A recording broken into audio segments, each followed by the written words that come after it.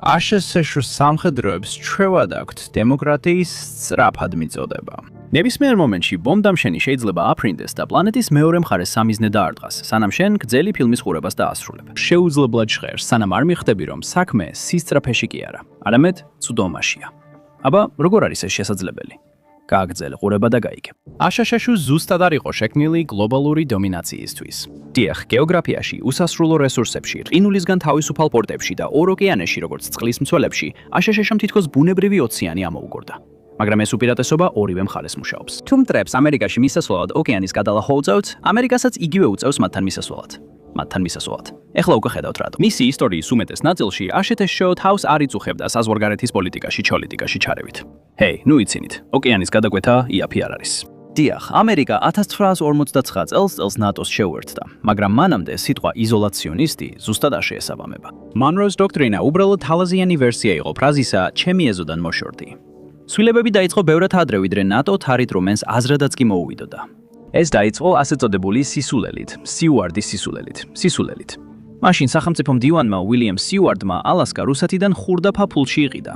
ღირებულება დღევანდელი ფულით $129 მილიონი ნაკლები, ვიდრე ზოგიერთი ბლოკბასტერის გადაღება ღირს. რუსებმა იფიქრეს, რომ გაყინული უდაბნო მოიშორეს. ამის ნაცვლად მათ ამერიკას გაყიდეს საყინულე სავსე ოქროთი, ნავთობით და საუკუნეს სამყოფის სასიქადულო უპირატესობით. დიახ, ნავთობი შესანიშნავია, მაგრამ ნამდვილი გარიგება უძრავი ქონება. ის 9 სამხედრო ბაზა ალასკაში ცივი ომის დროს იდეალური პლაცდარმი გახდა. ამერიკის გზა თქვას, ჩვენ გხედავთ. და ისინი დღესაც მნიშვნელოვანია. იმიტომ რომ კი არის რუსეთი და ჩინეთი. ხო, ჩინეთი, ის ალასკის აეროდრომები. პეკინამდე უფრო ახლოა, ვიდრე ნიუ-იორკი ლოს-ანჯელესამდე. მართლა. უცებ აშშ მხოლოდ თავის საზღვრებს ავარიცავდა, არამედ მთელ პლანეტაზე ვრცელდებოდა. ალასკამ ყველაფერი შეცვალა. ის ოკეანეები, ეხლა უბრალოდ გუბეებია. მხოლოდ რამდენიმე წლის შემდეგ, რაც გალპინულ განყოფილებაში იუაჭრეს, აშშ-მ თვალი უფრო თბილ ადგილს დაადგა. ალოჰა, ჰავაის სამეფო. 1875 წელს მათ ხელი მოაწერეს ურთიერთობის ხელშეკრულებას. ქაღალდზე ეს შაქარს ეხებოდა. სინამდვილეში კი ეს სტრატეგიას ეხებოდა. აშშ-მ პრიორიტეტი მიიღო ერთ მშვიდ ლაგუნაზე, რომელიც იდეალური იყო გემებისთვის. ნაკლებად იდეალური იყო ჰავაის დამოუკიდებლობისთვის. 1887 წლისთვის ვაშინგტონის სტუმრიდან მეპატრონედ გადაიქცა. ექსკლუზიური უფლება ნავსადგურზე, ნახშირზე, შეკეთებაზე, კონტროლზე. ეს იყო გეოპოლიტიკური ვერსია ფრაზისა. ცოტა ხნით ჩემს ნიუთებს აქ დავტოვებ. ამერიკამ ესპანეთ ამერიკის ომი მოიგო და ბიძია სემი კუნძულების შოპინგზე წავიდა. ჰავაი ანექსირდა. ის პატარა ლაგუნა Pearl Harbor-ად გადაიქცა. ფილიპინები და გუამი სიას შეუერთდნენ. და გუამი ბიძია სემის საყვარელი შვილია. დიახ, კუნძული პატარაა, სულ რაღაც 210 კვადრატული მილი, მაგრამ განებივრებული. მას აქვს ყველაფერი, რაც საჰაერო ძალებს სჭირდებათ. 200 საფრენი ბილიკი, საკმარისი საწვავი იმისთვის, რომ 100 ოლიმპიური აუზი გაავსო, რთოდ არაფერი აანთოთ. წყნარი ოკეანე პირდაპირ კართან. პალმის ხეები უბრალოდ ბონუსია. თუ აშშ-ის საჰაერო ძალები მოკრივე იქნებოდა, გუამი მისი საყრდენი ფეხი იქნებოდა. ის რაც საშუალებას აძლევს წყნარ ოკეანეში დარტყმები დაიწყოს ბალანსის დაკარგვის გარეშე. იქიდან ბომბდამშენების საათებში შეიძლება გადაფრინდნენ სამშობლოდან დედამიწის ნებისმიერ ცხელწერტილში. დაახლოებით 100 თვითმფრინავი ყოველთვის მზადყოფნაშია. კრიზისის დროს 400.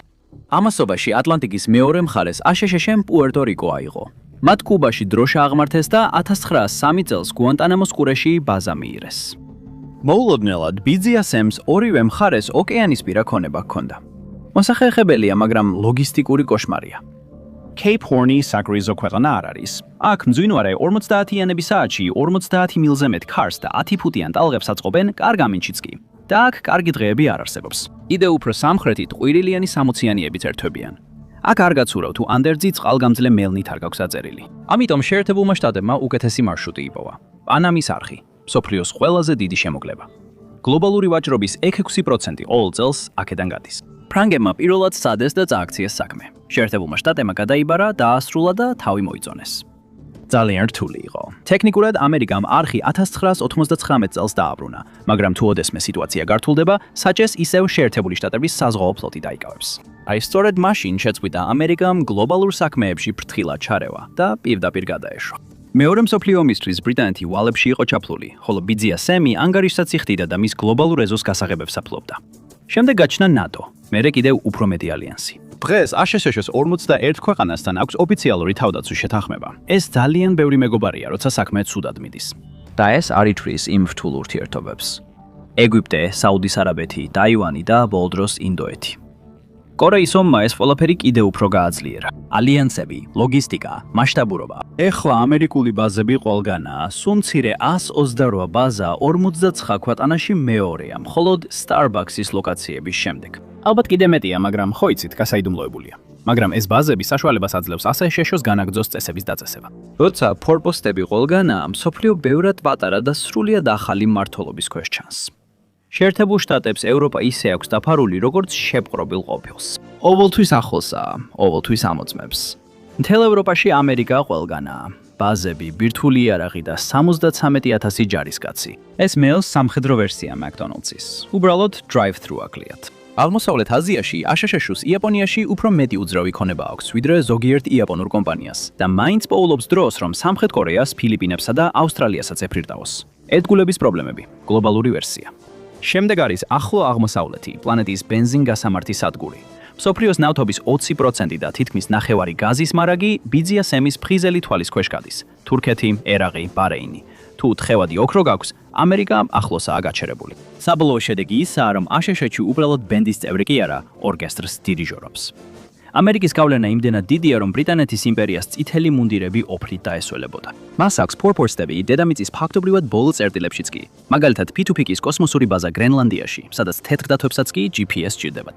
დაახლოებით 150 ჯარისკაცი და ერთი ძალიან გადაღლილი ყავის აპარატი. ღამის ცხოვრება, ჩრდილოეთის ნათებაა, ხოლო სამუშაო აღწერილობა ასეთია. უყურეთ ცას და იმედი კონდეს, რომ არაფერი ცუდი გამოჩნდება.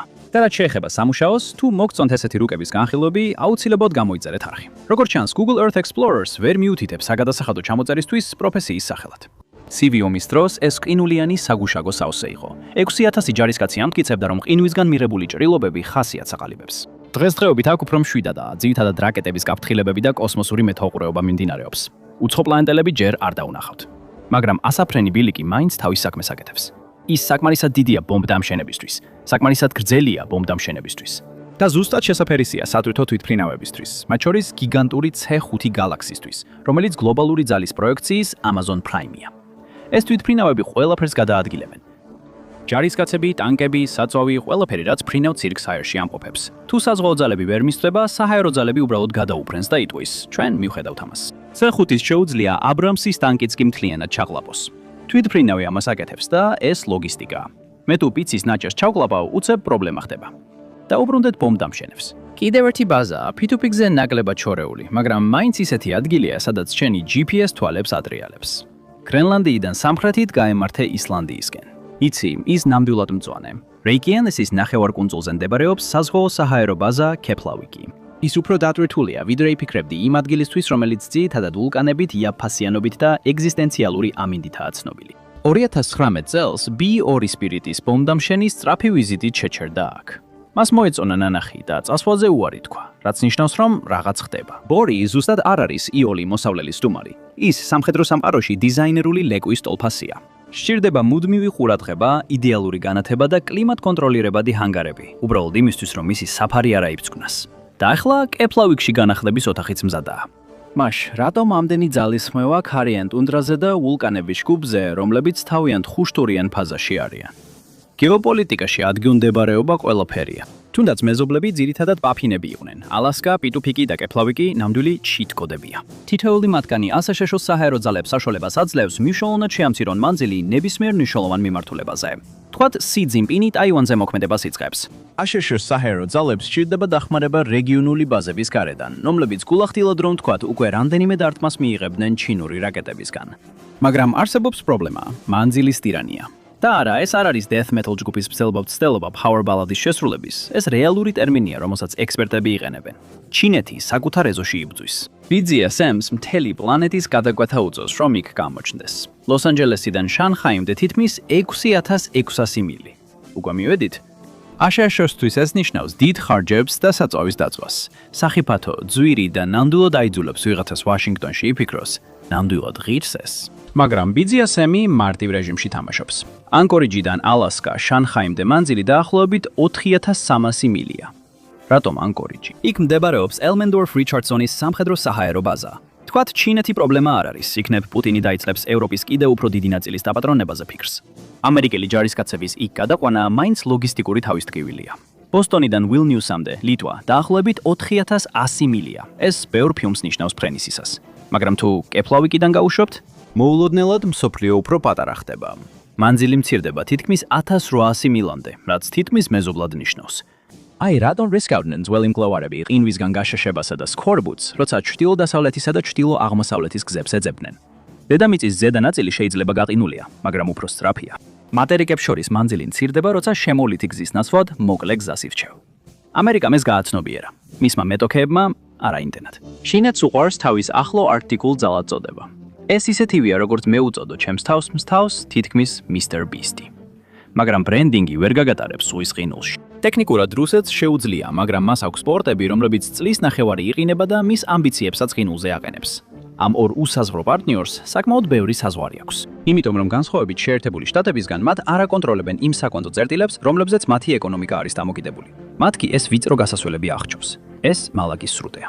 ეს პანამის არხის წარმატებული ბიძაშვილია. ყოველწლიურად აქედან 3.5 ტრილიონი დოლარის ვაჭრობა გადის.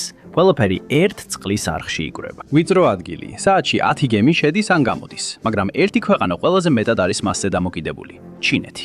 მისი ვაჭრობის 2/3 აქედან გადის, 83% ნავთობისა და უმეტესობა ბუნებრივი აირისიც. პეკინისთვის ეს უბრალოდ სატრანსპორტო მარშრუტი არ არის, ეს ნამდვილი გამოცდაა.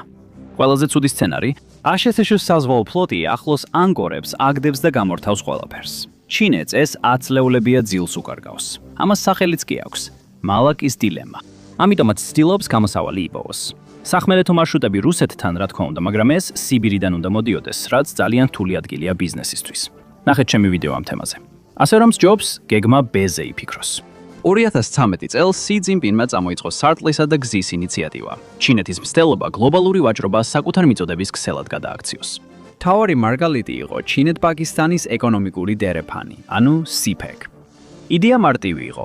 მალაკის სრუტე მთლიანად უნდა აეცილებინათ. გემები ტვირთს პაკისტანის გვადარის პორტში ამოწმენდნენ. შემდეგ ნავთობი და გაზი ხმელეთზე გადადიოდა ჩინეთის სინძიანგის პროვინციაში, რაც მთებსა და უდაბნოზე გამავალი შემოკლებული გზა იყო. ეს არის ჩინეთის მცდელობა მოატყუოს თამაში და შეერთებული შტატები. რატომ? მოდი სამხრეთისკენ წავიდეთ. ეს არის ერთ-ერთი ყველაზე შორი და საკამათო კუნძული მსოფლიოში. დიეგო გარსია აღმოსავლეთ აფრიკის სანაპიროდან 2200 მილის დაშორებით. სრულიად უკაცრიელ ადგილას ინდონეზიამდე ნახევარ გზაზე. ოდესღაც ფრანგების კეთროვანთა კოლონია იყო. ეხლა კი ეს არის მსოფლიოში ყველაზე სტრატეგიულად განლაგებული ქვიშის მარცვალი. 1965 წელს დიდმა ბრიტანეთმა დიეგო გარსია მავრიკიდან იყიდა. იყიდა აქ მთავარ როლს ასრულებს. შემდეგ ბრიტანეთმა მავრიკს დამოუკიდებლობა მიანიჭა. შესანიშნავი დრო იყო. 1966 წლისთვის ამერიკას უკვე დაჯავშნილი ჰქონდა ეს კუნძული. ერთადერთი პრობლემა ის იყო, რომ ამ ცარიელ კლდეზე უკვე 1000 კუნძულელი ცხოვრობდა. გამოსავალი, გადასახლება, იმპერიული სტილით. ვინც წავიდა, უკან დაბრუნების უფლება აღარ მისცეს. დანარჩენები ძალით გაასახლეს. კოოპერაციის წასახალისებლად ძაღლებიც კი მოკლეს. 1971 წლისთვის 64 ასფალტით დაფარეს. კუნძულს ახალი ბრწყინვალე ასაფრენი ბილიკი ჰქონდა. 1000-მა ადამიანმა სახლი დაკარგა, რომ ზესახელმწიფოს თავისი ბომბ-დამშენები დაეყენებინა. კოლონიალიზმი, ოღონდ რეაქტიული ძრავებით. რატომ ამდენი პრობლემა შორეულ კუნძულზე? რა თქმა უნდა, გახსოვდეთ, მდებარეობა ყველაფერია. შეხედეთ, სად მდებარეობს დიეგო გარსია შედარებით კეპესთან. ფაქტობრივად თვალს არ აშორებს.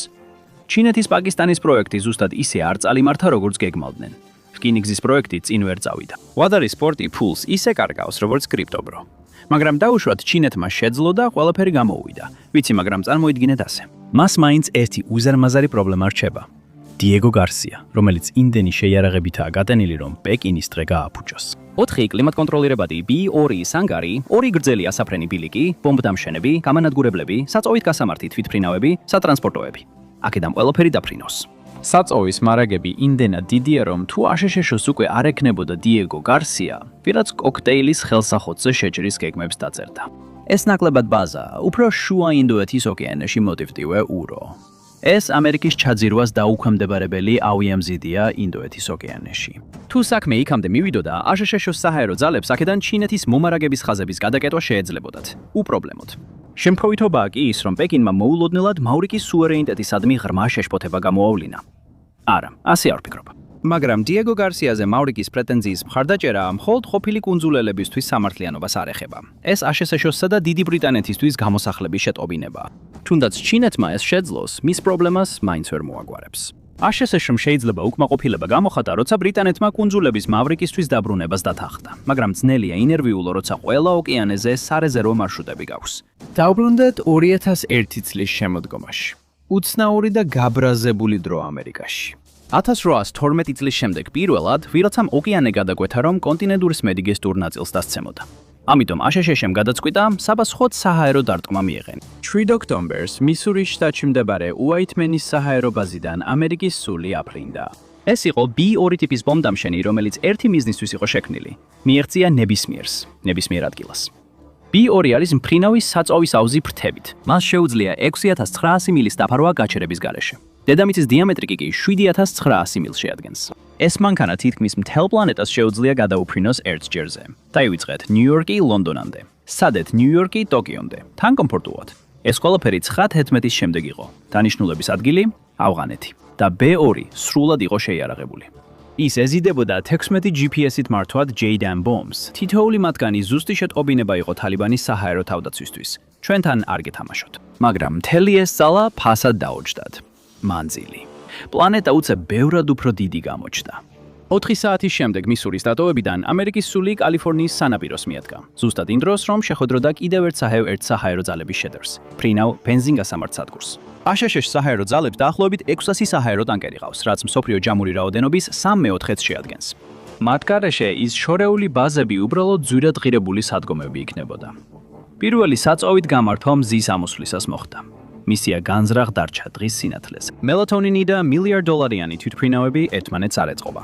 არ გსურთ, რომ თქვენი პილოტები გლობალური დარკვნის დროს ჩაეძინოთ. ბომბდამშენი კიდევ ერთხელ საწოვით გამართეს გუამის თავზე, შემდეგ მალაკის სრუტის თავზე, რამაც დღეს პეკინის წნევას მნიშვნელოვნად აამაღლებდა. შემდეგ ჰაეში კირში კიდევ ერთხელ საწოვით გამართეს დიეგო გარსიას მახლობლად, სადაც ყოველთვის მზადაა საჰაერო ტანკერები.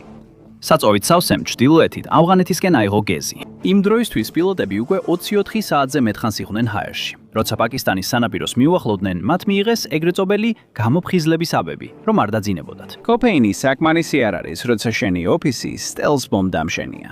ასეთ გრძელ მოგზაურობაში რაღაცა აუცილებლად შეიცვლებოდა და ასეც მოხდა. იმ დროისთვის, როცა ამერიკის სული სამიზნე ზონას მიუახლოვდა, მიზნების 70% უკვე შეცვლილი იყო. ამიტომ როცა ღამე ჩამოწვა, პილოტებმა თავიანთი ჯეიდამები პირდაპირ ჰაერში გადააპროგრამეს. სტრესულ სამსახურს ვერაფერი აღწერს ისე, როგორც საშინაო დავალების თავიდან გაკეთება კონტინენტების გადაკვეთისას. მათ შეუმჩნევლად ჩამოაგდეს ტვირთი, დაეხმარნენ საჰაერო უპირატესობის უზრუნველყოფას და შინ დაბრუნება დაიწყეს. სანამ ახალი ბრძანებები არ მიიღეს. დარჩენილი იყო 4 ჯეიდამი, 4 ახალი სამიზნე. მისია მიღებულია. საწოვი იწურებოდა. პრობლემა არ არის. საჰაერო ტანკერი არაბეთის ზღვაზე მოულოდნელად გამოჩნდა, როგორც სტუარდაში, მაგრამ რეაქტიული საწვავით. საწოვის შევსების შემდეგ ისინი ისევ ავღანეთს დაარტყნენ. ჩამოაგდეს ბოლო ბომბები, შემდეგ კიდევ ერთხელ შეივსეს საწოვი დიეგო გარსიაზე ფრენისთვის. 44 საათი ჰაერში. ეს ყველაზე გრძელი B2-ის მისიაა ისტორია. თითქმის 2 დღე კაბინაში. თვითმფრინავის ტუალეტმაც კი ნახევარ გზაზე ხელი ჩაიქნია. შემდეგ ჯერზე, როცა გრძელი ფრენის გამო წუწუნს დაიწყებ, გაიხსენე, რომ ამ ბიჭებმა 2 დღე გაატარეს წყალგაყვანილობის გარეშე და ჰქონდათ იმდენი საბრძოლო ძალა, რომ ქალაქი გაენადგურებინათ. აი მასშტაბი. მაგრამ ეს მისია მხოლოდ გენერალური რეპეტიცია იყო. მთავარი შოუს წინ გამხურებელი ნომერი. ეს იყო ისეთი მისია, რომელმაც გამოიყენა ყველაფერი, რაც აშშ-მ ააშენა მას შემდეგ, რაც 1940-იანი წლებში შემთხვევით თავისი ნახევარსფეროდან გავიდა და დაბრუნების ბილეთი აღარ დაჯოშნა. ბაზები, ალიანსები, საწოვის შევსების პუნქტები. გლობალური ვერსია იმისა, როცა კბილის ჯაგრის სვილაცის სახლში ტოვებ და გადაწყვეტ, რომ ახლა იქ ცხოვრობ. ყველაფერი დაიწყო 13 ივნისს, როცა ისრაელმა ჭtildeოვანი თამაშები გამოტოვა და პირდაპირ ირანთან მთავარ მოვლენაზე გადავიდა. ბირთვული ობიექტები საშობაო ნაძვის ხესავით განათდა. მეცნიერებიც კი ავადმყოფობის გამო სამსახურში აღარ მიდიოდნენ. მაგრამ მთავარი სამკაული იყო ფორდოს საწოვის გაამდიდრებელი ქარხანა, რომელიც ღრმად მიწაში იყო დამალული, გამაგრებული და ისრაელის შესაძლებლობებს ბევრად აღემატებოდა. F-35-ები და F-15-ები ელეგანტურები, სწრაფები და მომაკვდინებლები არიან. მაგრამ როდესაც საქმე ბეტონის თავშესაფრების განადგურებას ეხება, ისინი ბრძოლაზე სათამაშო იარაღით მიდიან. აშშ-ს ყურადღებით აკვირდებოდა ყველაფერს. პოპკორნი ერთ ხელში, სატელიტური სიგნალი მეორეში. მათ შესაძლებლობა დაინახეს. რატომ უნდა ქონოდა მთელი სიამოვნება მხოლოდ ისრაელს? ასე დაიბადა ოპერაცია შუაღამის ჩაქუჩი. როცა ამერიკა მისიის დაგეგმვას იწყებს, ვერ ეწინააღმდეგება იმას, რომ მას 1980-იანი წლების მძაფსიუჟეტიანი ფილმის მსგავსი სახელი დაარქვას. დიეგო გარსია აშკარა გაშვების პლატფორმა იყო. ახლოს, ჩუმად და მოსახერხებლად აღჭურვილი. თითოეულ B2-ის 2-30,000 ფუნტიანი ბომბი ჰქონდა. ისეთი ტვირთი, რომელიც ტურბულენციას პირად გამოცდილებად აქცევს. მოკლე ფრენა, პილოტებიც არ იღლებოდნენ არც ტუალეტის ტრავმა. მაგრამ მაშინ, როცა მთელი მსოფლიოს ყურადღება დიეგო გარსიაზე იყო მიპყრობილი, საჰაერო ძალებმა ჯადოსნური ხრიკი გამოივენეს. 7 B2 ჩუმად გადაცურდა აღმოსავლეთით ატლანტის ოკეანეზე. საწოვის შევსება შუა ოკეანეში, ისეთ ადგილებში, როგორიცაა ლაჟა აზორის კუნძულებზე, პორტუგალიის კუნძულთა ჯაჯუზე, რომელიც ფაქტობრივად ევროპის ოფის Airbnb-ია, ბომბ დამშენებისთვის. როგორც კი B2-ებმა გადაკვეთეს ატლანტიკა, ისინი შეუერთდნენ დამხმარე თვითმფრინავებს. პენტაგონი მათ მეოთხე და მეხუთე თაობის თვითმფრინავებს უწოდებდა. სამხედრო ენაზე ეს ნიშნავს ძვირადღირებულსა და ბრწყინვალეს და ისეთ რამეს, რაზეც არ გვინდა რომ გადამხდელებმა კითხვები დასვან. საიდანაც ისინი აფრინდნენ, მხოლოდ ვარაუდი შეიძლება. Ramstein-ი გერმანიაში ყველაზე დიდი ამერიკული ბაზა ამერიკის გარეთ. ან სხვა რომელიმე, რომლებიც ევროპაშია გაფანტული. ვინიცის. ეს არის გლობალური უძრავი ქონების უპირატესობა. არასდროს გელევა არჩევანი. შემდეგ კი მთავარი მოვლენა დაიწყო. იმ მომენტში, როცა B2-ები ირანის საჰაერო სივრცეში შევიდნენ, რეგიონი მე-4 ივლისივით განათდა. აშშ-ს საზღვაო ფლოტს გემები და წყალქვეშა ნავები ახლო-მახლო ელოდებოდა. თუ საჰაერო ძალები წოულებას აწყობენ, საზღვაო ძალები ფეიერვერკებს მოიტანს. 20-ზე მეტი ტომაჰავკი გაუშვეს. ყველაფერი იდეალურად იყო დროით გათვლილი. არაფერი გამოხატავს გუნდურ მუშაობას ისე, როგორც სინქრონული აფეთქებები. ადგილობრივი დროით 2000-ზე პირველმა B2-მა 2 ბომბი ჩამოაგდო ფორდოზე. შემდეგ დანარჩენებიც მოხვდნენ. სულ 14 ბომბი. თითოეულმა მიზანს მიაღწია ფორდოსა და ნატანში. ამ დროს ფრთოსანმა რაკეტებმა ბოლოს ისპაჰანი დაარტყეს. ირანი კი ბოლომდე გაურკვევლობაში დატოვეს. სულ 125 თვითმფრინავი მონაწილეობდა ოპერაციაში. პრეზიდენტმა ტრამპმა მოგვიანებით დაამატა, რომ მათგან 42 სავზები ჰქონდა. გლობალური საჰაერო დათმობებიც კი საწოლზე მუშაობს. და შედეგი? ყველა თვითმფრინავი, რომელიც ირანის საჰაერო სივრცეში შევიდა, უუნებლად გამოვიდა. ირანმა არც კი გაისროლა. ეს გავდა დუელში მისვლას და აღმოჩენას, რომ მეორე უკვე წავიდა. სამიზნე ზონამდე ფრენამ 18 საათი გასტანა. დაამატეთ დაბომბვის მისია და დაბრუნების გზა, სულ 27 საათი გამოვიდა.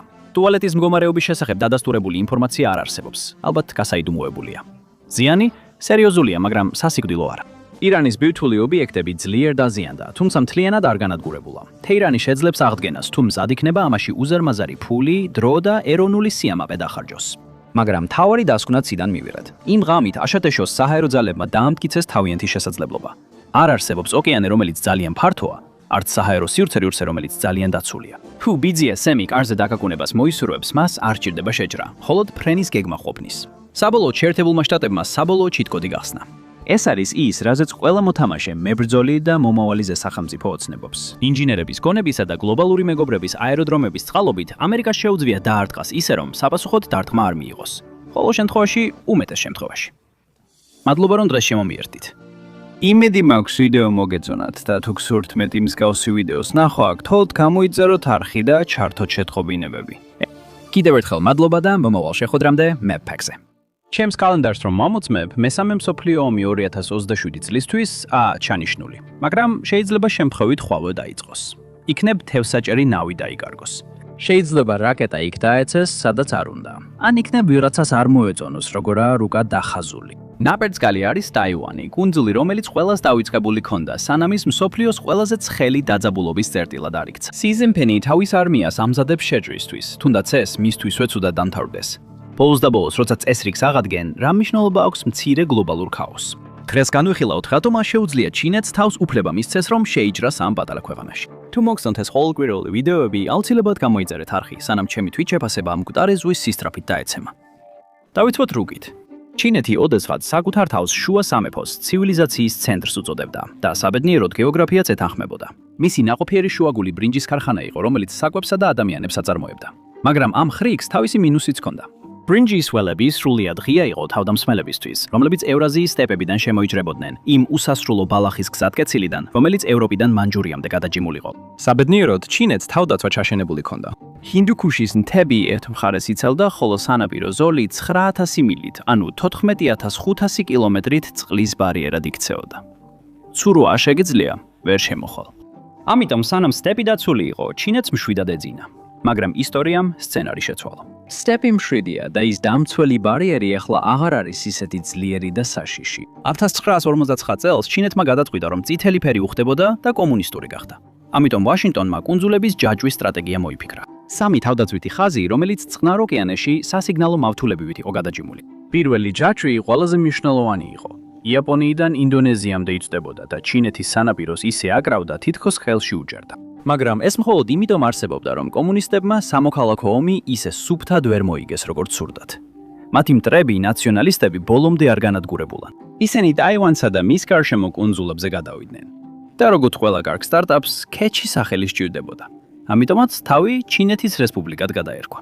ახალი ტერიტორია, გამორჩეული სახელი და ახალი მთავრობა და დღეს ეს არის მრავალპარტიული დემოკრატია, რომელიც აყვავებულ ეკონომიკას მართავს. ვინც არ უნდა უყურებდეს, ტაივანი როგორც ქვეყანა ისე იქცევა, ქვეყანა ისე იქცევა, ლაპარაკობს და მოქმედებს.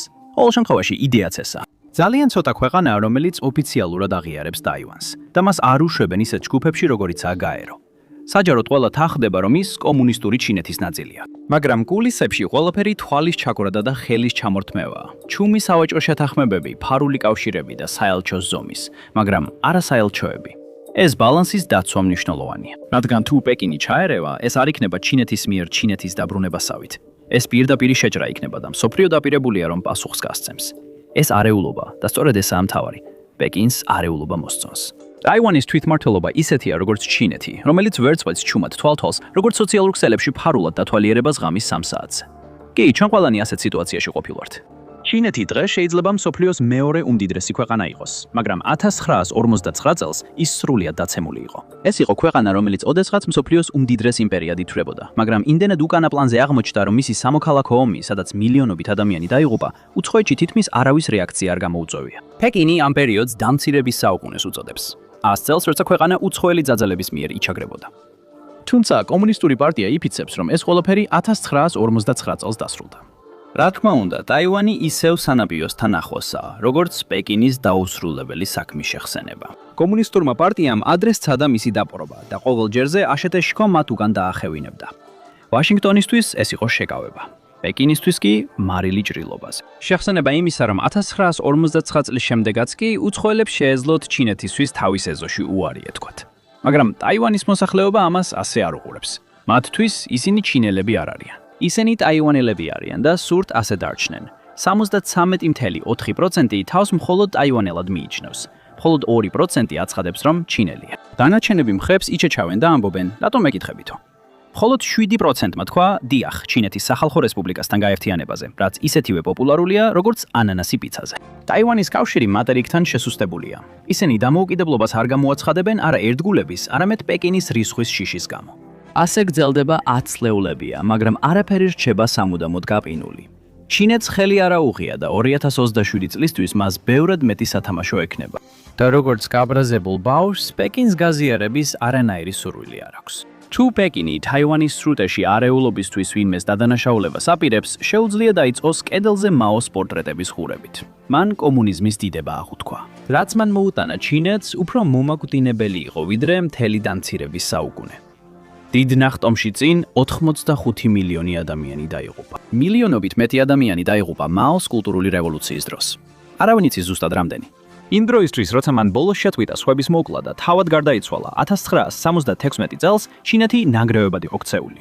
ოდესღაც მსოფლიოს უმდიდრესი იმპერია, ეხლა ერთ-ერთ ყველაზე ღარიბ ქვეყნად იყო ქცეული. მისი ეკონომიკა შეადგენდა მხოლოდ 2%-ს შეერთებული შტატების ეკონომიკის ზომის. ის 10 ჯერ პატარა იყო ბრაზილიის ეკონომიკასთან შედარებითაც კი. ეს ნამდვილად არ იყო ის ძალა, რომელსაც შეეძლო დასავლეთის მხარდაჭერილი კუნძულის ამფიბიური შეჭრა განეხორციელებინა. ყველაფერი მხოლოდ მაშინ დაიწყო შეცვლა, როცა მაომ საბოლოოდ დაალია სული. პარტია საჯაროდ განაგრძობდა მის ქებას, მაგრამ კულისებს მიღმა ის იყო ის ბიძა, რომელსაც ოჯახურ შეკრებებზე არასდროს იწვევენ. მაოს მემკვიდრეებმა გააცნობიერეს, რომ კომუნიზმი არ მუშაობდა და გამდიდრება ბევრად უფრო სახალისოდ გამოიყურებოდა. ამიტომ მათ გახსნეს კარები საგარეო ვაჭრობისთვის და ფული მდინარესავით შემოვიდა. იმ დროისთვის, როცა სი ძინპინმა 2012 წელს ხელისუფლება გადაიბარა, ჩინეთის ეკონომიკა საშუალოდ 6%-ით იზრდებოდა წელიწადში და მსოფლიოში მეორე ადგილზე იყო ასული. და შემდეგ ჩინეთმა დაიწყო ძალის ჩვენება. მან დიდი თანხა დახარჯა იარაღზე, ათასობით ბალისტიკურ და ფთოსან რაკეტებზე, თანამედროვე თვითმფრინავებზე, როგორიცაა უხილავი ჩენგდუ G20 და შენიანგ G35. ახალი გემები მოიცავდა 3 ავიამზით, მეოთხე კი გზაშია. ჩინეთს ახლა მსოფლიოში ყველაზე დიდი საზღვაო ფლოტი აქვს, 405 ერთეულით აქტიურ საზღვაო ინვენტარში და ისინი ჯერ არ გაჩერებულან. სრულიად ახალი ბირთვული წყალქვეშა ნავის მოდელი მალე გამოჩნდება და ეს მხოლოდ მთავარი მოვლენებია. ჩინეთის სამხედრო გაძლიერება ელვის სისწრაფით მიმდინარეობს. ეს ძალა არ არის შექმნილი მხოლოდ სამშობლოს დასაცავად. ის შექმნილია ძალის საჩვენებლად. როდესაც აშშ-ს სპიკერი ნენსი პელოსი ტაივანს ეწვია, პეკინი ძალიან გაბრაზდა. 4-დან 10 აგვისტოს ჩათვლით, ჩინეთმა ცოცხალი წურთხნები ჩაატარა და ბლოკადის რეპეტიციაც კი მოაწყო. გზავნილი სრულიად ნათელი იყო. ჩინეთის არმია აღარ არის ის, რომელსაც ამერიკა წარსულ ტაივანის სრუტის კრიზისებში უყურებდა. 2 ავიამზიდის გამოჩენა პეკინს აღარ შეაშინებს. ზუსტად ეს გააკეთა ვაშინგტონმა მესამე ტაივანის სრუტის კრიზისის დროს 1985-დან 1986 წლებში. ტაივანი გარდამავალ პერიოდში იყო. როგორც დამოუკიდებელი ქვეყნის სიმწიფის ნიშანი, სახელის გარდა ყველაფერში, ტაივანი შორდებოდა ჩიან კაიშეკის მიერ შექმნილ დიქტატურას და ატარებდა თავის პირველ დემოკრატიულ საპრეზიდენტო არჩევნებს. და ჩინეთმა უპასუხა ისე, როგორც ნებისმიერი გონიერი ქვეყანა. მათ გაუშვეს რამდენიმე რაკეტა. ამერიკამ გაგზავნა გემები. ჩინეთმა უკან დაიხია. ამერიკელებმა დაივიწყეს, მაგრამ ჩინეთმა არა. და დღეს მატერიკიდან გაშვებული რაკეტები უფრო მომაკვდინებელია. სწრაფმა ეკონომიკურმა აღორძინებამ და მზარდმა სამხედრო ძალამ ახალი ცდუნებები მოიტანა. როცა ფული გაქვს, გინდა დახარჯო. ხარჯავ იარაღზე და გიჩნდება სურვილი გამოიყენო ისინი. ჩინური ნაციონალიზმი უბრალოდ კი არ იზრდება, ის ყველგანაა. კომპანიებმა შეწყვიტეს უცხოეთში ადგილობრივებად თავის მოჩვენება და უფრო მეტად გაუსვეს ხაზი იმას, რომ ხმამაღლა და სიამაყით არიან ჩინელები. პატრიოტული ფილმები, როგორიცაა მგლის მებრძოლის ფრენჩაიზი და ბრძოლა განგჯინის ტბასთან, ჩინეთის კინოგაქირავებაში უზარმაზარი ჰარი-ჰიტები გახდა და მილიარდები შემოიტანეს. ამასობაში მგლის მებრძოლის სტილის დიპლომატები იგივე ქმედებებს ახორციელებენ მსოფლიო არენაზე. ეჩხუბებიან ყველას, ვინც კი მოусმენს. და კლასიკი პეკინი masculinity-ს ტრენინგსაც კი ნერგავს ბიჭების გასამაგრებლად. პოლიტიკის ფარგლებში, რომელსაც ეწოდება წინადადება მამაკაც მოზარდებში, ფემინიზაციის პრევენციის შესახებ. შემდეგი რაც იქნება, ალბათ Andrew Tate-ის პოდკასტებს მისცემენ საშინაო დავალებად. დღევანდელი ჩინეთი თავდაჯერებულად იქცევა, ზუსტად ისე, როგორც 1980-იანი წლების ამერიკა თავისი გამორჩეული მოქმედების გმირებითა და განახლებული თავდაჯერებულობით. მაგრამ განსხვავებაა. მთელი ეს პატრიოტული ჟინი ერთ მიმართულებას მიუთითებს. კუნძულს, რომელიც სანაპიროდან მხოლოდ 87 მილი, ანუ 140 კილომეტრითაა დაშორებული. ის, რომელიც მაომ ვერასდროს აიღო. ბოლო შეხსენება დამცირების საუკუნისა, რომელიც იაპონიისა და დასავლეთის ხელში გადაიტანეს. 2020 წლის ბოლოსა და 2021 წლის დასაწყისში ჩინეთმა იშვიათი გამოკითხვა ჩაატარა. რა უნდა გაკეთდეს ტაივანთან დაკავშირებით? ჩვენი გამოკითხვის მიხედვით, მოსახლეობის 45% მხარს უჭერდა სრულმასშტაბიან ომს კუნძულის დასაპყრობად. 33% კი ამ იდეას ეწინააღმდეგებოდა. დანარჩენებმა თქვეს, რომ არ იყვნენ დარწმუნებულები. ალბათ იმიტომ, რომ უკვე წარმოედგინათ, რა შეიძლება დამართოდათ მათ და მათ შვილებს, თუ ყველაფერი არასწორად წავიდოდა. საზოგადოებრივი აზრი დიდად არ აქვს მნიშვნელობა ავტორიტარულ დიქტატურაში, როგორც ჩინეთია, მაგრამ ეს ალბათ სი ძინპინის სახეზე ღიმილს გამოიწვევდა. ჩინური ნაციონალიზმი სი ძინპინის მმართველობის ერთ-ერთი სარდენია. იმდენი ისტორია და პოლიტიკური კაპიტალია ტაივანთან დაკავშირებული, რომ უკან დახევა სი ძინპინისთვისაც და პარტიისთვისაც დიდი სირცხული იქნებოდა. განსაკუთრებით ახლა, როცა ასე ბევრი რამ არის მოსაპოვებელი.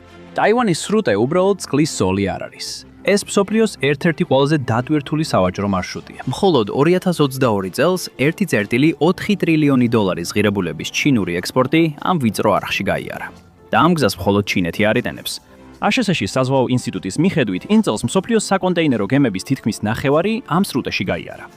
წარმოიდგინეთ, რომ ეს პანამის არხია, მაგრამ ბევრად უფრო მასშტაბური. ოღონდ აქ ორი მეტოქე ერთმანეთის პირისპირ. წყლის გაღმა გამოღმა. მტრულად უყურებს ერთმანეთს. სტატუს-კვო 10 წლეულებია შენარჩუნებულია, მაგრამ ეს არამდგრადი ზავი მხოლოდ სატრანსპორტო მარშრუტზეა დაბალანსებული. ეხლა ჩინეთი თითქმის მზადაა, როგორც ტექნიკურად, ისე საზოგადოებრივი მხარდაჭერით, რომ დაიწყოს მოქმედება. და ტაივანი ამას კარგად იცის, ამიტომ თავის ნაბიჯებს დგამს.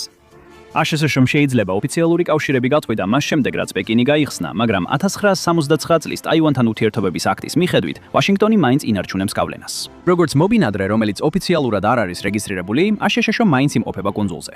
უფრო მნიშვნელოვანი კი ისაა, რომ იარაღის მიწოდებას აგრძელებს.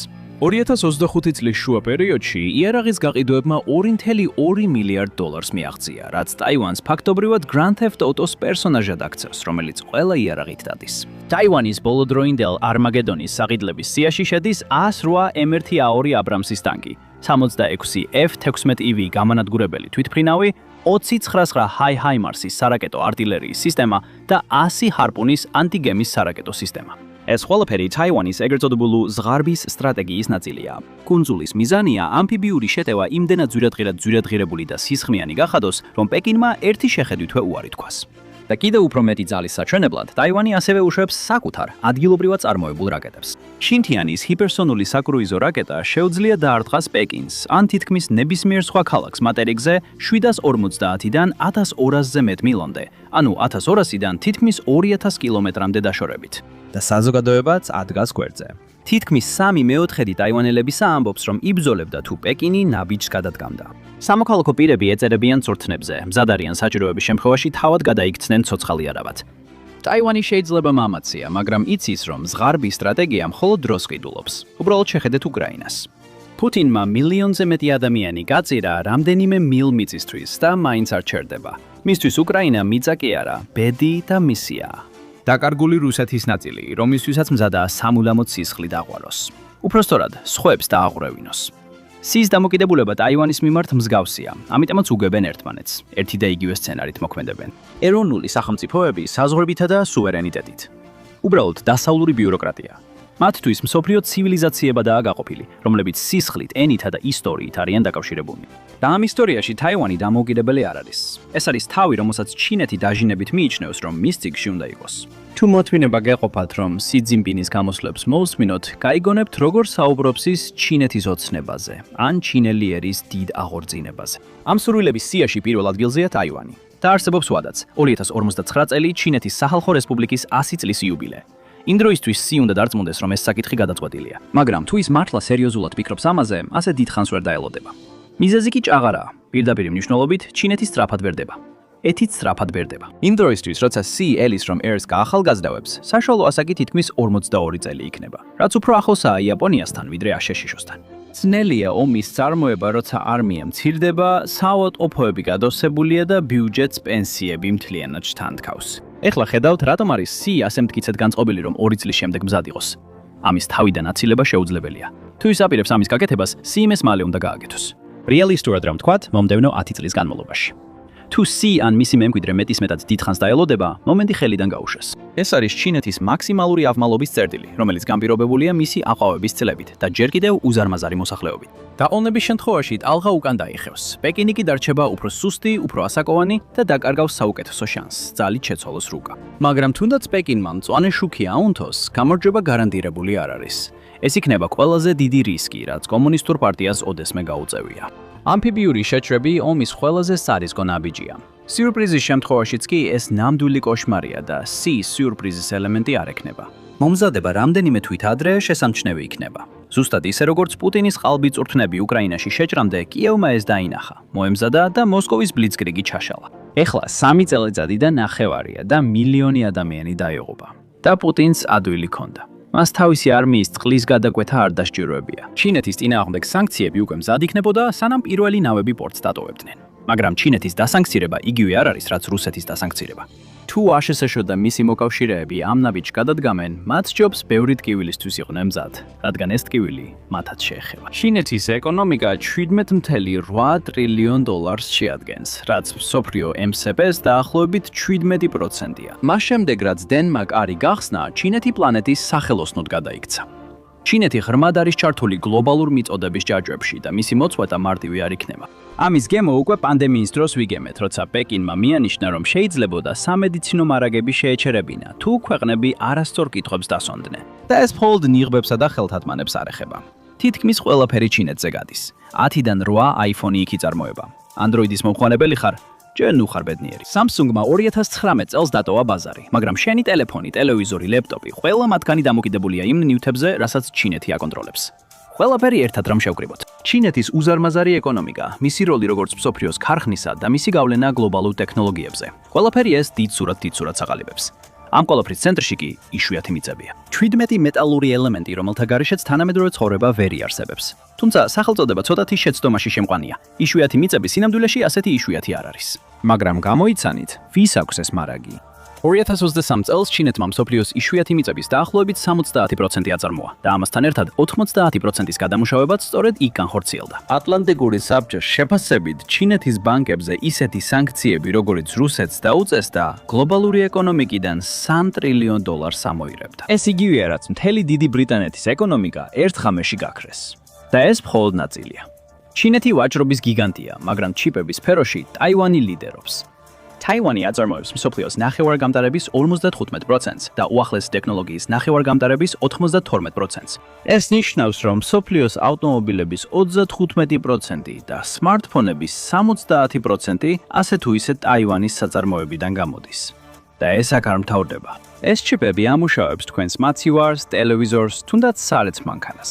თუ ტაივანი ამ სურათიდან ამოვირეთ, უცებ მოგიწევთ სპორტული ტანსაცმლის ხელით გარეცხვა ნიჟარაში. აშშ და მისი მოკავშირეები ცდილობენ მომარაგების ჯაჭვების გამყარებას, მაგრამ მათ მხოლოდ გარკვეული შესაძლებლობები აქვთ. ტაივანი დაჟინებით ინარჩუნებს ჩიპების უმეტეს წარმოებას საკუთარ ქვეყანაში. არა მხოლოდ მოგებისთვის, არამედ იმისთვისაც, რომ ამერიკას ამ საქმეში დასაკარგი ჰქონდეს. პეკინი იმედოვნებს, რომ ეს ასე არ დარჩება თუ ის შეიძლება. ვაშინგტონი ოფიციალურად არ აღიარებს ტაიპეის და წყნარ ოკეანეში ნატო არ არსებობს. მაგრამ ერთი რამ ცხადია, სანქციები მძლავრად იმოქმედებს. სანქციები პირველ რიგში ჩინეთს დააზარალებს. რანდის კვლევამ 2016 წელს დაადგინა, რომ ერთწლიანი ომი აღმოსავლეთ აზიაში ჩინეთის MŠP-ს 25-დან 35%-ით შეამცირებდა, ხოლო შეერთებული შტატებიც ვერ აიცილებდა ზიანს. მისი ეკონომიკა 5-დან 10%-ით შემცირდებოდა. და ეს იყო ხელოვნური ინტელექტის ბუმამდე. მას შემდეგ ამერიკამ თავისი მომარაგების ჯაჭვის ნაწილი ჩინეთიდან გაიტანა, მაგრამ ამავდროულად თავი დააბა მოწინავე ჩიპებს. პეკინიც იგივე გზას ადგას, რაც ნიშნავს, რომ ისიც ისეთივე რისკის ქვეშა. თუმცა შეიძლება ჩინეთი იმაზედებს ფსონს, რომ აშშ-შო ჯარს არ შეიყვანს, ხოლოდ სანქციებითა და ფინანსური ზეწოლით იმოქმედებს. ოფიციალურად აშშ ტაივანთან მიმართებაში სტრატეგიული ბუნდოვანების პოლიტიკით თავს იკავებს. ან ამბობს დაიცავს თუ არა კუნძულებს. უკრაინასაც კი უფრო მეტი დაპირება ჰქონდა 1984 წლის ბუდაპეშტის მემორანდუმით, როცა ბირთვულ იარაღზე უარი თქვა უსაფრთხოების გარანტიების სანაცვლოდ. და ყველამ ვიცით, როგორ დასრულდა ეს ისტორია. ასე რომ, თუ ჩინეთი შეიძლება, საქმე სწრაფად უნდა დაასრულოს და არის შანსი, რომ ასე მოხდეს.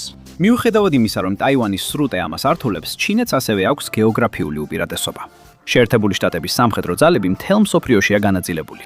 ჩინეთის სამხედრო ძალა ლოკალიზებულია. მას შეუძლია ყველაფერი, რაც აქვს ტაივანისკენ მიმართოს. და ხომ არ აუშენებია ეს გემი და რაკეტების მთები მხოლოდ საჩვენებლად. რაც უფრო ახლოს მიდიხარ ჩინეთთან, მით უფრო იზრდება რაკეტების რაოდენობა და სიზუსტე. დასავლეთ წყნარ ოკეანეში არსებული ყველა ამერიკული ბაზა მათ სიშორეშია. სიმჯიო გუამიც, რომელიც თითქმის 3000 მილი, ანუ 4800 კილომეტრითაა დაშორებული, სამიზნეა. სარაკეტო თავდაცვა ზოგიერთს ჩამოაგდებს, მაგრამ ზოგი მაინც გაივლის. რასაც გეოგრაფია ერთ ხელით გაძლევს, მეორით გართმევს. ვაშინგტონი იცნობს სარაკეტო საფრთხეს და აქვს გეგმები, რომ ჩინეთს გრძელ ომში ფასი გადაახტევინოს. სითვრიდა, რომ გამოსავალი ჰქონდა. შემოვიდა სარტყლისა და გზის ინიციატივა, ანუ BRI. ეს იყო $1 ტრილიონიანი აზარტული თამაში, რომელიც გაფუჭებულ რძესავით დაძველდა. იდეა მარტივი იყო. შეიძინე გავლენა, ფული, ჩადე ინფრასტრუქტურაში მნიშვნელოვან ქვეყნებში და ამ პროცესში ააშენე ალტერნატიული სავაჭრო მარშრუტები. გვირგვინის მარგალიტი იყო ჩინეთ-პაკისტანის ეკონომიკური დერეფანი, CPEC, რომელიც ჩინეთის სუსტი წერტილების გარშემო შემოვლითი გზა იყო. ქაღალდზე სპარსეთის ყურიდან გემები პაკისტანში გადმოტვირთავდნენ ტვირთს, შემდეგ კი პირდაპირ ჩინეთში გადაიტანდნენ გზითა და რკინიგზით. რუკაზე შეხედე და მიხვდები რატომ. ეს არის აბრეშუმის გზის აღორძინება. მაგრამ ეს არასდროს მომხდარა. ძველი მარშრუტები, რომლებიც 1400-იანი წლებიდან მოდის, ისევ მნიშვნელოვანია და პეკინის $1 ტრილიონიანი შემოკლებული გზა არსად წავიდა. რის გამოც ჩინეთი იმ ვიწრო გასასვლელების მიღმაა მოქცეული, სადაც აშშ-ის საზღვაო ფლოტს შეუძლია პოზიცია დაიკავოს. მიეკოს სრუტე, ლუზონის სრუტე, ფილიპინებსა და ტაივანს შორის და მალაკის სრუტე. ყველაზე ვიწრო ადგილას, მხოლოდ 24 მილი, ანუ 28 კილომეტრი. ეს კოშმარია მსოფლიოს ყველაზე ენერგომოყვარე მომხმარებლისთვის. ჩინეთი მოიხმარს გლობაენს მეოთხე-მეოთხეც და მსოფლიოს ნავთობის 15%-ის საკუთარი მარაგები. ბავშვთა აუზია, როცა ოლიმპიური სტადიონი სჭირდება. 1993 წლიდან დანარჩენი ნავთობის იმპორტი უწევს და ამ ნავთობის 80% მალაკის სრუტეთი გალასრუტეში გადის. და აქ ჩნდება ტაივანი. ის აკონტროლებს პირველ კუნძულოვან ჯაჭვს. ვინც ტაივანს აკონტროლებს, ის წყვეტს, დარჩება თუ არა ჩინეთის საზღვაო ფლოტი საკუთარ სანაპიროზე ჩაკეტილი, თუ გააღწევს წყნარ ოკეანეში. და ეს მხოლოდ ნავთობი არ არის. ჩინეთის მთელი ვაჭრობის 2/3 ამავე ვიწრო გასასვლელზე გადის. ეს ამერიკის საზღვაო ფლოტსაც კარგად ესმის. თუ პეკინი ოდესმე გაგზავნის გემებს ტაივანისკენ, ამერიკული ავიამზიდები მხოლოდ იქ არ გაემართებიან. ზოგი მალაკის სრუტეში დადგებოდა და ჩინეთის ეკონომიკურ ყელში ხელს მოჯერდა. ჩინეთის საშუალო მანძილის რაკეტებს აქედან შეუძლიათ ამერიკულ გემებზე დარტყმა, მაგრამ რაც უფრო შორს წახვალ, ვით უფრო სუსტდება ეს ქოლგა. და ამერიკას ერთი კოზირი აქვს. ერთი, რომელსაც ჩინეთის რაკეტები ასე მარტივად ვერ გაანადგურებენ. ზედაპირული გემები და ბაზები შეიძლება ადულ სამიზნედ იქცეს, მაგრამ წყალქვეშა ნავები სულ სხვა დამალობანაა. შეერთებულ შტატებს შარშან ფლოტში 64 წყალქვეშა ნავი ყავდა. ჩინეთი ბევრად უკან არ იყო 61 წყალქვეშა ნავით, მაგრამ რაოდენობა ყველაფერს არ ნიშნავს. აშშ-ში საზღვაო ფლოტი ატომურ წყალქვეშა ნავებს იყენებს, რომლებიც თვეების განმავლობაში შეუძლიათ ზღვაში ყოფნა და ღრმად ჩაყვინთვა. ადმირალი სემუელ პაპარო, რომელიც მაშინ წყნარი ოკეანის ფლოტს ხელმძღვანელობდა, ამაყობდა, რომ ამერიკის წყალქვეშა ნავები ჩინეთისაზე ერთი სრული თაობით წინ არის. ის არ აჯარებდა. ჩინეთს ყავს 48 დიზელ ელექტრული წყალქვეშა ნავი, რომლებიც ბატარეაზე მუშაობისას მშვიდი და უხმაუროა, სანამ ზედაპირზე ამოსვლა და დატენვა არ დასჭირდებათ. როცა ეს დიზელის ძრავები ჩაირთვება, ეს ფაქტობრივად წყალქვეშ მანქანის სიგნალია. ჩინეთის ბირთვული წყალქვეშა ნავებიც კი ტიპი 93 და 84 უფრო ხმაურიანია ვიდრე ამერიკის. ახალი 95-ები და 96-ები, რომლებიც ჯერ კიდევ პროექტის სტადიაშია, დაახლოებით 2030 წლამდე და მათი მასშტაბურად წარმოება დროს წაიღება იღებს. დრო, რომელიც პეკინს შეიძლება არ კონდეს. მაშ, რა მოხდება თუ ჩინეთი ტაივანს შეიჯრება? ამერიკული წყალქვეშა ნავები საკვანძო ვიწრობებში დაელოდებიან. ჩინეთის ეკონომიკა დაიწყებდა დახჩობას თუ ბრძოლა გაიძელებოდა და ამ წყალქვეშა ნავებს შეეძლებოდათ თვითონ მატერიკზე წესროლად. და თუ პეკინი რეგიონში ამერიკულ ბაზებს დაარტყამს, ტორპედოებსაც შეუძლიათ იგივე პასუხი გასცენ. რაც არ მოხდება, ეს სუფთა ერთ-ერთზე ბრძოლაა. აშშ-ს შეუძლია ბევრად მეტი საცეცხლე ძალა ჩართოს, ვიდრე ჩინეთმა წარმოიდგინა და ძალიან მალე ეს მხოლოდ ამერიკა აღარ იქნება. ჩინეთის მეზობლები, რომელთაგან უმეტესობა უკვე გააღიზიანა, შურის ძიებასაც ეცდებიან. 17 ქვეყანას პეკინთან ტერიტორიული დავა აქვს. ყველაზე დიდი დაპირისპირება იაპონია. იაპონიის მოსახლეობის თითქმის ყველა მისი 5 მთავარ კუნძულზე ცხოვრობს, მაგრამ უფრო სამხრეთით არის რამდენიმე მარტო მდგომი კლდე, რომელსაც სენკაკუს კუნძულები ეწოდება, ან დიაოიუ თუ ჩინეთს გითხავთ. იქ არავინ ცხოვრობს, მაგრამ 1969 წელს გაერომ ახლომდებარე ნავთობისა და გაზის მარაგები აღმოაჩინა და უწევ ჩინეთს გაახსენდა, რომ ეს კუნძულები მე-14 საუკუნიდან ეკუთვნოდა. სასაცილოა, როგორ მუშაობს ისტორია, როცა ნავთობი ფიგურირებს. და გულთფელად რომ თქვათ, ეს მტკიცება უფრო ლოგიკურია, ვიდრე პეკინის ზღაპარი უძველეს მოსახლეებზე სპრატლის კუნძულებზე. ამაზე მოგვიანებით ვისაუბრებთ. ბოლო დროს ჩინეთმა სენკაკუს კუნძულების გარშემო დაძაბულობა გაამძაფრა. 2021 წლის იანვარში ჩინეთმა მიიღო ახალი კანონი, რომელიც მის სანაპირო დაცვას უფლებას აძლევს გამოიყენოს ძალა უცხოური ხომალდების წინააღმდეგ, თუ ისინი ჩინეთის წყლებში შეიჯრებიან. და რა გასაკვირია, პეკინის მიერ თავისი წყლების განსაზღვრა მაქსიმალურად ფართოა. ეს კანონი პირდაპირ ამბობს ამას. ჩინეთის იურისდიქცია ვრცელდება შიდა წყლებზე, ტერიტორიულ ზღვებზე, მინდებარე ზონაზე, ექსკლუზიურ ეკონომიკურ ზონაზე, კონტინენტური შელფის ზემოთ არსებულ წყლებზე და იმ შვენივრად ბუნდოვან კატეგორიაზე, რომელსაც სხვა წყლები ეწოდება. შეგიძლიათ გამოიცნოთ, რას ნიშნავს სხვა წყლები იაპონიისთვის. ჩინეთი უკვე აწვალებდა სენკაკუს, ცდიდა იაპონიის მოთმინების ზღვარს. ეს კანონი ამ ცრილ პროვოკაციებს უზარმაზარ თვალშისაცემ გაფრთხილების ნიშნად აქცევს, მაგრამ უფრო მნიშვნელოვანია ის, რომ იაპონიას ტაივანზე ზურგის შექცევა არ შეუძლია. მისი სიცოცხლის ხაზი სწორედ მასზეა დამოკიდებული. და მისი საერთო ვაჭრობის 20% სამხრეთ ჩინეთის ზღვაზე გადის, რომელსაც ჩინეთი მილიტარიზაციას უკეთებს. ტაივანის სრუტე ატარებს მისი ექსპორტის 25%-ს, იმპორტის 32%-ს და ენერგიის იმპორტის 90%-ს. აი რატო, მოგვამდე ცოტა ხნით ადრე ყოფილი პრემიერ-მინისტრი შინძო აბე აფრთხილებდა, რომ ტაივანის კრიზისი ასევე იაპონიის კრიზისი იქნებოდა. ის არ აჯარებდა. თუ ჩინეთი ტაივანს დაიკავებს, იაპონიის თვითარსებობა საფრთხის ქვეშ დადგება. აბეს მკვლელობამ იაპონია გზიდან არ გადაახვევინა. პირიქით, პროცესები დააჩქარა. მან საფუძველი ჩაუყარა უფრო ძლიერ სამხედრო ძალას, ხოლო მისმა მემკვიდრეებმა ეს პროცესი დააჩქარეს. პირველად, მეორე მსოფლიო ომის შემდეგ. იაპონია თავდასხმისთვის იარაღდება. იდულობს რაკეტებს, რომლებსაც შეუძლია ბევრად შორს მდებარე სამიზნეების განადგურება. შემდეგ 2022 წლის დეკემბერში ტოკიომ ეს ოფიციალურად გამოაცხადა. თავდაცვის ხარჯები 2027 წლისთვის MŠP-ის 2%-ის მიაღწევს. ეს თარირის შემთხვევითი არ იყო. ის პირდაპირ უკავშირდება სი ძინპინის შეჭრის ვადებს. იაპონიაში ასევე დაახლოებით 54,000 ამერიკელი ჯარისკაცია განთავსებული, რაც მეტია ვიდრე მსოფლიოს ნებისმიერ სხვა ქვეყანაში. თუნდაც ტოკიოს სურდეს ტაივანის კონფლიქტში ჩაურევლობა, გეოგრაფია ამას არ დაუშვებს. ეს ბაზები იაპონიას ბრძოლის ველის ნაწილად აქცევს პირველი დღიდანვე. სამხრეთ კორეაში 25,000 ამერიკელი ჯარისკაცია განთავსებული. სეული ტაივანზე ტოკიოზე ნაკლებს საუბრობს, მაგრამ რეგიონულ ბალანსში ისიც ისეთივე მყარად არის ჩართული. და კიდევ უფრო დიდი პრობლემაა ვაჭრობა. გეოგრაფია სამხრეთ კორეას იმავე სტრატეგიულ ვიწრო გასასვლელებზე ანწყობს.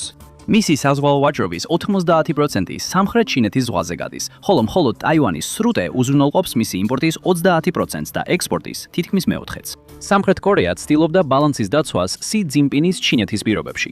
უსაფრთხოება ვაშინგტონთან აკავშირებდა, ხოლო ბიზნესით პეკინთან სარგებლობდა.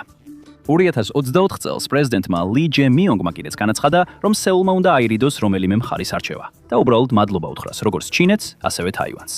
მაგრამ მადლიერება რაკეტებს ვერ აჩერებს. როგორც კი სროლა დაიწყება და სავაჭრო მარშრუტები შეიზღუდება, სამხრეთ კორეა ვეღარ დარჩება ნეიტრალური. უსაფრთხოება და გადარჩენა მას ომში ჩაათრევს. სეული შეიძლება წარმოიდგენს, რომ ნეიტრალიტეტი მუშაობს, რადგან გეოგრაფია მის ჩინეთის ყველაზე მკაცრი ნაბიჯებისგან დაიცო. 2025 წლის 11 აგვისტოს ჩინეთის სანაპირო დაცვის კატერი და ჩინეთის სახალხო განმათავისუფლებელი არმიის საზღვაო გემი ერთმანეთს შეეჯახნენ. თუმცა ისინი ჩინეთთან ახლოს არ იყვნენ. ისინი სამხრეთ ჩინეთის ზღვაში იყვნენ და ფილიპინების სანაპირო დაცვის თანამშრომლებმა ეს კადრები გადაიღეს. მანილამ სწრაფად დაადანაშაულა პეკინი ამ ქაოსში და ამ ზღვის მონაკვეთში მართლაც საკმაოდ ქაოტური სიტუაციაა. ზღვის იმ ნაწილში, სადაც უკვე 9,000 ქვეყანას თავისი სამხედრო გემები და სანაპირო დაცვის ხომალდები ყავს თავმოყრილი, ქაოსი ფაქტობრივად ნორმად იქცა. ჩინეთი თითქმის მთელ სამხრეთ ჩინეთის ზღვას ითვისებს თავისი ავადსახსენებელი 9 წყვეტილი ხაზით. ფილიპინებმა ეს საქმე ჰააგის სასამართლოში 2016 წელს მიიყვანეს და მოიგეს. მოსამართლეებმა ჩინეთის პრეტენზიები უკანონოდ გამოაცხადეს, მაგრამ ეს პეკინს არ შეუჩერებია. სი ფაქტობრივად ასე ამბობდა: სცადეთ და შემაჩერეთ. ჩინეთის და ფილიპინების დაპირისპირება აქედან მხოლოდ გამწვავდა. ბოლო წლებში გემებს შორის დაპირისპირებები მკვეთრად გაიზარდა. ორი ჩინური ხომალდის შეჯახება კი უბრალოდ კომიკური პაუზა იყო. ჩვეულებრივ სწორედ ფილიპინური გემები ზარალდებიან. თუ მათ არ ეჯახებიან, ჩინეთის წყლის ჭავლით უსვრიან, რის შედეგადაც სანაპირო დაცვის ეკიპაჟები და მეთევზეები, სველები, ნაცემები და დამცირებულები რჩებიან. ფილიპინებმა ერთადერთი გააკეთეს, რაც შეეძლოთ, უფრო მეტად დაეყრდნენ თავიანთ ძველ მოკავშირეს, შეერთებულ შტატებს. აშშ-ის ბაზები ოდესღაც მთელ ქვეყანაში იყო განთავსებული, მაგრამ ცივი ომის შემდეგ შემცირდა. თუმცა ჩინეთის კუნძულების მშენებლობამ ისინი ისევ დააბრუნა. ეხლა ფილიპინებზე 9 ამერიკული ბაზაა. შეხედეთ, სად მდებარეობს ეს ბაზები. 5 მათგანი ჩრდილოეთშია განთავსებული, თითქმის ისე როგორც დატენილი პისტოლეტები, მიმართულია ტაივანის სრუტისკენ. კიდევ ორი, პალავანი და ანტონიო ბატისტას საავიაციო ბაზა. მიმართულია სპრატლისკენ. იდეალური პლატფორმებია ჩინეთის საზღვაო მარშრუტების დასაბლოკად. გეოგრაფიამ ფილიპინები ერთგვარ გამშრებ მექანიზმად აქცია და ვაშინგტონმა ეს მექანიზმი ბოლომდე დაჯიმა. ფილიპინები მხოლოდ ბაზებს არ მასპინძლობს, ის თავადაც ძლიერდება. მისი სამხედრო გაძლიერება პირდაპირ მიმართულია ჩინეთის გაფართოების წინააღმდეგ, ხოლო წვრთნები მაქსიმალურ დონეზეა აყვანილი. 2025 წლის მაისსა და ივნისში ფილიპინელმა ჯარისკაცებმა ამერიკელებთან, იაპონელებთან, სამხრეთ კორეელებთან და ბრიტანელებთან ერთად ჩაატარეს წვრთნები. რას აკეთებდნენ ისინი? ერთ-ერთი დავალება იყო ნემესისის ხომალდსაწინააღმდეგო რაკეტსატვირთნის გამოცდა. სად იყვნენ ისინი? ბოტანის კუნძულებზე. ყველაზე ჩრდილოეთით მდებარე მაულისი მხოლოდ 88 მილით, ანუ 142 კილომეტრითაა დაშორებული ტაივანს. ეს უფრო ახლოა ვიდრე ნიუ-იორკი ფილადელფიასთანაა. სტრატეგიულად თითქმის მეზობლები არიან. ფილიპინები აქვე აშენებს სპორტს. როცა დასრულდება, ეს იდეალური პლაცდარმი იქნება ჩინეთის ვაჭრობის შესაზღვრად, თუ პეკინი უფრო ძლიერად დააწვება. ასე რომ, ეხლა გეოგრაფიული სურათი იკვეთება. თუ ჩინეთი ტაივანისკენ დაიძრება და აშშ-ს და მის მოკავშირეებს ჩართავს, მას მხოლოდ კუნძულის დამცველები არ დაუპირისპირდებიან. ის ორ ფრონტზე მოექცევა წნეხში, როგორც მარწუხებში. თუ მალაკის სრუტეში ბლოკადასაც დავამატებს და ავსტრალიაც ჩაერთვება, პეკინი ძლიერზე წოლას იგრძნობს. მიუხედავად ახალი გემებისა და რაკეტებისა, ჩინეთი სახიფათო თამაშს თამაშობს, სადაც წაგების შანსი საკმაოდ მაღალია. და როცა შანსები ასე ცუდად გამოიყურება, სწორედ მაშინ ჩნდება სასოწარკვეთილი და სახიფათო ნაბიჯები. შეიძლება იკითხოთ, რა ხდება ბირთვულ იარაღთან დაკავშირებით. ფორმალურად ჩინეთი პირობას დებს, რომ ბირთვულ იარაღს პირველკენ არ გამოიყენებს. დამამშვიდებლად ჟღერს, სანამ უფრო ღრმად არ ჩახედავ. ერთ უცნობ დოკუმენტში სახელწოდებით მეორე საარტილერიო ოპერაციების მეცნიერება დამალულია დეტალები. ის სცენარები, როცა პეკინი ამცირებს ბირთვული იარაღის გამოყენების ზღვარს. და როცა ამას წაიკითხავ, ის პირობა, რომ პირველკენ არ გამოიყენებენ ბირთვულ იარაღს, უფრო ხრელად გეჩვენება. ჩინეთის სტრატეგიაში წერია, რომ ბირთვული იარაღი გამოიყენება მაშინ, თუ ბირთვული იარაღით აღჭურვილი სუპერსახელმწიფო იწყებს მის სტრატეგიულ ობიექტებზე შეტევას და პეკინს აღარ აქვს საპასუხო შესაძლებლობა. ეს სხვა ქვეყნებს არ ეხება. ეს ნიშნავს შეერთებულ შტატებს, მაგრამ ეს დოკუმენტი ხაზს უსვამს წითელ ხაზებს, როგორიცაა შეტევა მატერიკზე, ინფრასტრუქტურაზე ან ქალაქებზე. ჩინეთის სამხედრო ობიექტებზე ზღვაში დარტყმა არ ჩაითვლება, რაც ნიშნავს, რომ თუ ბრძოლა მხოლოდ ტაივანზე შემოიფარგლება, რეალური შანსია ბირთვულ ომამდე არ მივიდეს საქმე. მაგრამ თუ ამ ხაზს გადაგვეთ, მსოფლიო იწყებს ნათებას. ეს არის ჩვევის ამოსუნთქვა. დიახ, მაგრამ ეს ხანმოკლეა. სანქციების გამოთვლა უკვე გავაკეთეთ. ეხლა ომის გამოთვლა დავიწყოთ. რა არის საბოლოო რიცხვი? ბლუმბერგის ანალიზმა აჩვენა, რომ ტაივანისთვის ომი მსოფლიოს $10 ტრილიონ დაუჯდება. ხოლო შეერთებულ შტატებსა და ჩინეთს აქვთ ამაზე დიდი ეკონომიკა. ეს არის მთელი გლობალური ეკონომიკის 10%. მაშ, რატო უნდა გარისკოს ჩინეთმა ყველაფერი? ისტორიული პრეტენზიები და ეკონომიკური სარგებელი ასეთ დიდ რისკს ვერ ხსნის. ჩინეთი ისევ მდიდარია. რატო უნდა შეარყიოს ეს მდგომარეობა? ნუ თუ ასლოვანი სამოქალაქო ომის ცხენა მართლა ამადღირს. ტაივანი მდებარეობს პირველ კუნძულთა ჯაჭვის შუაგულში. ეს არის უმთავრესი ჯილდო. ამჟამად ჩინეთის სიმდიდრე უცხოურ თანამშრომლობაზეა მიბმული. შეზღუდულია იმ საკვანძო წერტილებით, რომლებსაც თავად არ აკონტროლებს. თუ ტაივანს აიღებს, ეს ჯაჭვი გაწყვდება.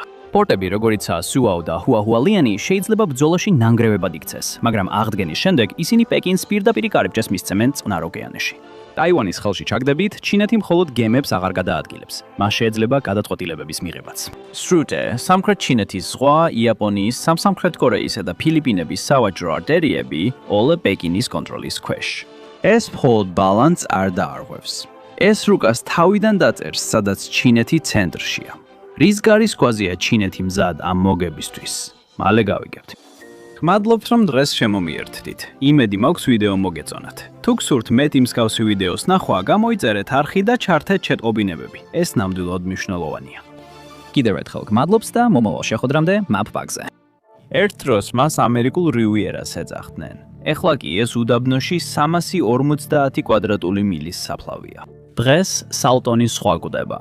მისი წყალი ღება. ტოქსიკური მტვერი ჰაერშია და აქ ცხოვრები ადამიანების ფილტვებში ხდება. მაგრამ ეს მხოლოდ ნახევარი ამბავია, რადგან ყოველ წელს $400 მილიონ მეტი ამოაქვთ მიწიდან და ისევ იქაბრუნებენ, საიდანაც ამოიღეს. და ეს შეიძლება ყველაფერს შეცვლიდეს. ტბა, რომელიც ყველამ ჩამოწერა, შეიძლება მსოფლიო ეკონომიკა შეცვალოს. მიუხედავად იმისა, რომ ზედაპირი წარუმატებელია, მის ქვეშ სრულიად სხვა რამ იმალება. სალტონის ზღვა მდებარეობს რღვევის ველზე. დედამიწის ქერქი აქ უფრო თხელია, სულ რამდენიმე მილი. მილებით ქვემოთ მაგმა ათბობს ქვას და მასში გამომწყვდეულ წყალს. წლების განმავლობაში ეს სითბო გამოიყენებოდა გეოთერმული ენერგიისთვის. თვითონ წყალი ტოქსიკურია, ჰიპერმარილიანი, მაგრამ ის სავსეა მინერალებით. განსაკუთრებით ერთი მათგანი, ლითიუმი. ერთ-ერთი ყველაზე დიდი საბადო პლანეტაზე სწორედ იმ ადამიანების ქვეშაა, რომლებიც ამ ტოქსიკურ მტვერს სუნთქავენ. სალტონის ზღვის ქვეშ არსებული ლითიუმის რაოდენობა 365 მილიონ ელექტრომანქანას შეუძლია უზრუნველყოს. ეს უფრო მეტია, ვიდრე შეერთებულ შტატებში არსებული ყველა მანქანის, სატვირთოსა და SUV-ის ჯამში. და მაინც ის ამერიკის ერთ-ერთ ყველაზე ტოქსიკურ მიტოვებულ კუთხეშია მოქცეული. ეს რესურსი ფასეულია მისი კონცენტრაციის გამო. ზოგიერთი ნაწილი ამ მარილიანი წყლის წარმოუდგენლად მდიდარია, რაც მას პირდაპირ მნიშვნელობით ჯეკპოტად აქცევს. და ის ზუსტად დიდი მომხმარებლური ბაზრის შუაგულში მდებარეობს. ავტობანები, სარკინიგზო ხაზები და ლოგისტიკა უკვე არსებობს. ლითიუმის მიწიდან ამოღების მექანიზმები დაკავშირებულია არსებულ გეოთერმულ ინდუსტრიასთან. ამჟამად 11 გეოთერმული სადგური მდებარეობს ტბის სამხრეთ სანაპიროზე. ისინი ზედაპირზე ამოქაჩავენ გადახურებულ მარილიან წყალს ორთქლის მისაღებად. სითბოს ამოღების შემდეგ ის უბრალოდ ისევ მიწაში ბრუნდება. დაახლოებით 21,500 ტონა ლითიუმთან ერთად. ამერიკა ყოველწლიურად $400 მილიონი ღირებულების ლითიუმს აბრუნებს მიწაში. და ეს აუცილებელი არ არის. თუ ენერგიის წარმოების ციკლს მინერალების მოპოვებას დავამატებთ, ინფრასტრუქტურის აშენების ხარჯი მნიშვნელოვნად მცირდება. ჭაბურღილები უკვე გაბურღულია, ტუმბოები უკვე მუშაობს. წინასწარ გახურებული მარილიანი წყალი უკვე ზედაპირზეა. მოპოვების მეთოდი იყენებს არსებულ გეოთერმულ ინფრასტრუქტურას და ლითიუმს საათებში იღებს, წლების ნაცვლად. ეს სწრაფია, ეფექტურია და ტრადიციული სამთო მოპოვებისგან განსხვავებით არ იწვევს განადგურებას. და ეს მხოლოდ ლითიუმით არ შემოიფარგლება. მანგანუმი, თუთია, მინერალები, რომლებიც აუცილებელია ბატარეებისა და ქსელში ენერგიის შესანახის შესანახად. უცებ სალტონის ზღვა უბრალოდ ტოქსიკური ტბა აღარ არის. ეხლა ეს რესურსია. კალიფორნიაში ერთი უდაბნოს აუზი შეიძლება დააკმაყოფილოს გლობალური მოთხოვნის დიდი ნაწილი. ამჟამად ლითიუმი თანამედროვე სამყაროს მთავარი შემაფერხებელია. ყველა ელექტრომობილის ბატარეას ეს სჭირდება. ობელი ქარის და მზის ელექტროსადგური მასზეა დამოკიდებული. სტაბილური მიწოდების გარეშე წიაღისეული საწვავიდან გადასვლა ჩიხში შედის. ხარჯები მკვეთრად იზრდება. სტრატეგიული სისუსტეები მრავლდება. სალტონის ზღვის ზღვის საბადო უბრალოდ კიდევ ერთი მაღარო არ არის. ეს შეიძლება გახდეს ამერიკის ბატარეების წარმოების საყრდენი მომავალი საუკუნის ტრანსპორტის საწვავი. კონცენტრაციები საკმარისად მაღალია, მოცულობები უზარმაზარია და მეთოდი საკმარისად სუფთაა, რომ კითხვა აღარ არის თუ, არამედ რამდენად სწრაფად. ამერიკის რესურსების ათვისების რბოლა უკვე დადაწყებულია და მე აქ ვარ, რომ ეს ყველაფერი გაგაცნოთ. არ დაგავიცდეთ მოწონება, გაზიარება და გამოწერა, რომ არაფერი გამოგჩეთ. იმპერიალის ოლქი კალიფორნიის ერთ-ერთი ყველაზე ღარიბი რეგიონია. უმუშევრობის დონე ზოგიერთ ადგილას თითქმის 2 ნიშნა რიცხვს აღწევს. თუმცა ლითიუმის შემოსავალი, რომელიც ახლა კანონში იწერება, შეიძლება სამუდამოდ შეცვალოს ეს მდგომარეობა. ახალი აქციზური გადასახადი შემოსავლის 80%-ს პირდაპირ ოლქში აბრუნებს. და სრული პროგნოზირებული მასშტაბით, ლითიუმის წარმოებამ შეიძლება წელიწადში დაახლოებით 2 მილიარდი დოლარის მთლიანი შემოსავალი მოიტანოს. ოკრუგის დაგეგმვის სამსახური უკვე ითვალისწინებს 700 მუდმივ მაღალანაზღაურებად სამუშაო ადგილს, 3 ძირითად პროექტში. ოპერატორები, ტექნიკოსები, სარემონტო ჯგუფები, ასევე ათასობით ადამიანი მშენებლობისა და დამხმარე პოზიციებზე. პირველად, ტბის მარცხი და მისი პოტენციალი, ერთსა და იმავე ბალანსზე ასახული. ანუ თბო მოპოვება მართლაც განხორციელდება.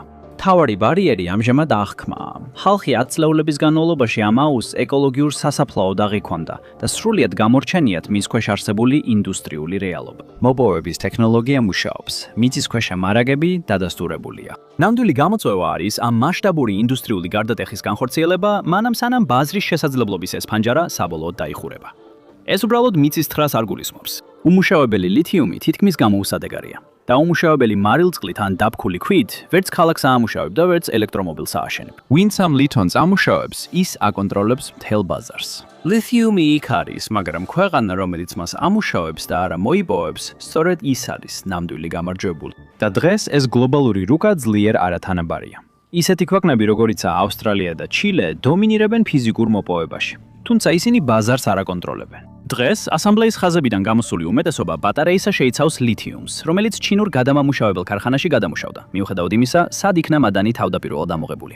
სალტონის ზღვის ქვეშ არსებული გეოთერმული მარილიანი წყალი სწორედ ამ ბერკეტს ანეიტრალებს. ჩინეთი ლითიუმის გადამუშავებას იმავე გზით აკონტროლებს, როგორც ოპეკი ერთ დროს ნავთობს აკონტროლებდა. სალტონის ზღვა ერთადერთი შიდა რესურსია, რომელსაც შეუძლია ამ დამოკიდებულების დაძლევა. არც ოკეანის გადაკვეთა, არც უცხოური ტარიფები, არც მოულოდნელი ფასების ზრდა, რომელიც მსოფლიოს მეორე მხარეს ხდება. სალტონის ზღვა თავისი სრული პროგნოზირებული მული მასშტაბით დაახლოებით 200,000 ტონა წელიწადში სრულად დააკმაყოფილებს რამდენიმე მსხვილი ამერიკული ქარხნის წლიურ ლითიუმის მოთხოვნას და მაინც დარჩება ნაშთი ელექტროქსელის შესანახი სისტემებისთვის. ეს მხოლოდ იაფი ბატარეები არ არის. ეს ნიშნავს ამერიკულ ქარხნებს, რომლებიც 10,000-ობით ახალ მუშას აიყვანენ.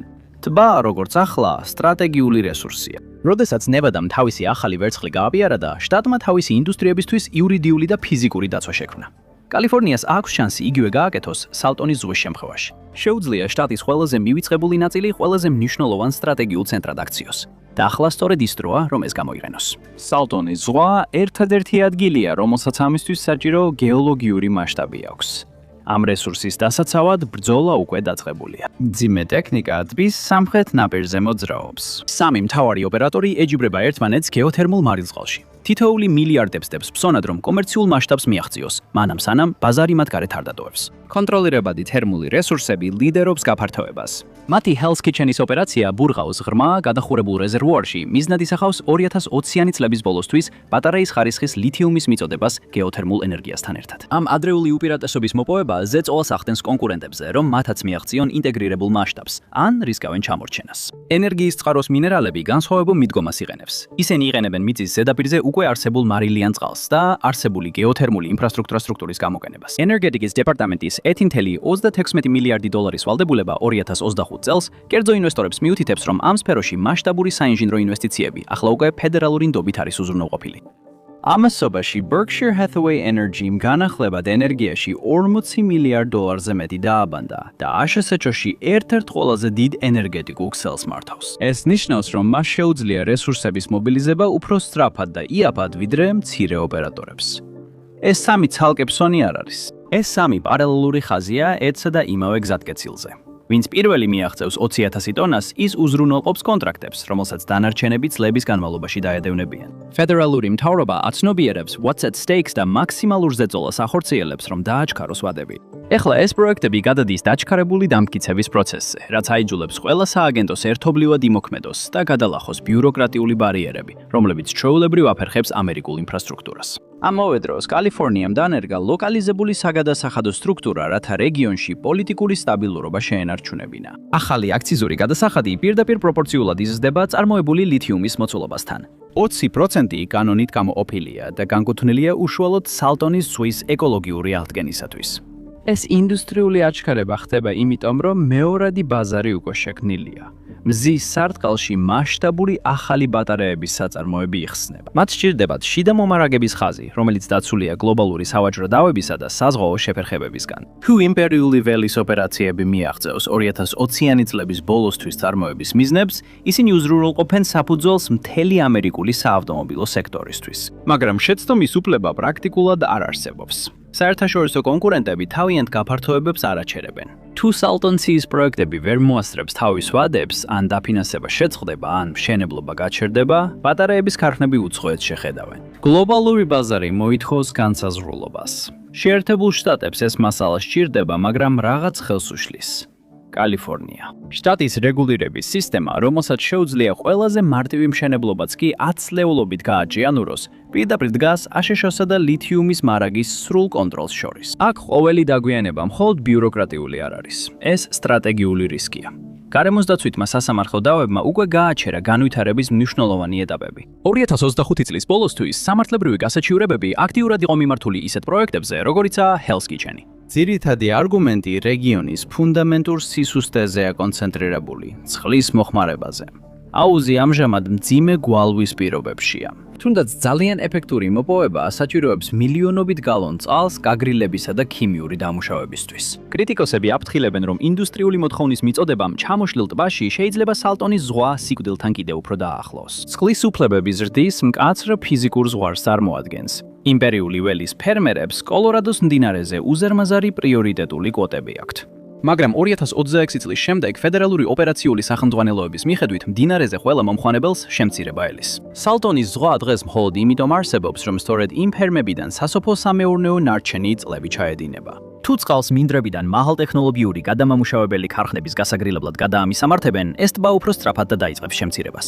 ადამიანები, რომლებიც ყველაზე დიდხანს ცხოვრობდნენ ამ მომაკვდავ ტბასთან, ეხლა ორ ნაწილად არიან გაყოფილნი. ზოგი ხსნას ხედავს. საგადასახადო შემოსავალმა შესაძლოა ბოლოს და ბოლოს დაფაროს მტვრის რეალური ჩახშობისა და ჰაბიტატის აღდგენის ხარჯები. სხვები ამას კიდევ ერთ ინდუსტრიულ რისკად აღიქვამენ თავიანთი ჯანმრთელობისთვის. ჰარის ხარისხთან, საშიშ ნარჩენებთან და ტომის კულტურულ ადგილებთან დაკავშირებულმა მიმდინარე საჩივრებმა უკვე რამდენიმე თვით შეაყოვნა Hell's Kitchen-ის პროექტი. ადგილობრივი ჯგუფები შიშობენ, რომ დახურული ციკლის სისტემებმაც კი შეიძლება გამოუშვან ქიმიური ნაერთების კვალი, ან გაზარდონ სატვირთო მანქანების მოძრაობა გზებზე, რომლებიც უკვე დაფარულია პლაიას მტვრით. 700 მუდმივი სამუშაო ადგილის დაპირება რეალურია, მაგრამ ასევე რეალურია შიში, რომ ეს სამუშაო ადგილები ადგილობრივების ჯანმრთელობის ხარჯზე შეიქმნება. შტატის ლითიუმის ველის გეგმა ცდილობს ბალანსის დაცვას. მეტი თანხა ადგილობრივი ზიანის შესამცირებლად, ერთობლივი საკონსულტაციო კომისია, მაგრამ დობა სუსტია 10 წლეულების განმავლობაში შეუსრულებელი აღდგენითი დაპირებების შემდეგ. თუნდაც მცირე ჭაბურღილებმა შეიძლება ზიანი მიაყენოს მიწას, რომელიც თაობების განმავლობაში იქ მცხოვრები თემებისთვის წმინდა. წყლის გარდა ნებართვების გაცემის სტანდარტული სირთულე კვლავაც დიდ პრობლემად რჩება. 2025 წლის დასაწყისში Berkshire Hathaway Energy მხიად შეაჩერა თავისი რამდენიმე გეოთერმული პროექტის გაფართოება, მიუთითა რა ნებართვების გაცემის გაჯიანურებასა და ინფრასტრუქტურის სერიოზულ პრობლემებზე. ამ ადმინისტრაციულმა ბარიერებმა შეიძლება 2020-იანი წლების ბოლოსთვის დაგეგმილი გაშვება 2030-იან წლებამდე გადასციოს. ასეთ სწრაფად ცვალებად ბაზარზე 5 წლიანი დაგვიანება წარუმატებლობას ნიშნავს. თუ ეს ოპერატორები წარმატებით გადალახავენ სასამართლო დავებს, მიიღებენ წყლის უფლებებს და 2020-იანი წლების ბოლოს დაიწყებენ წარმოებას. მსოფლიოს სტრატეგიული გეომეტრია შეიცვლება. მაგრამ თუ რეგულაციური წინააღმდეგობა გაიმარჯვებს, ეს შესაძლებლობა სამუდამოდ დაიხურება.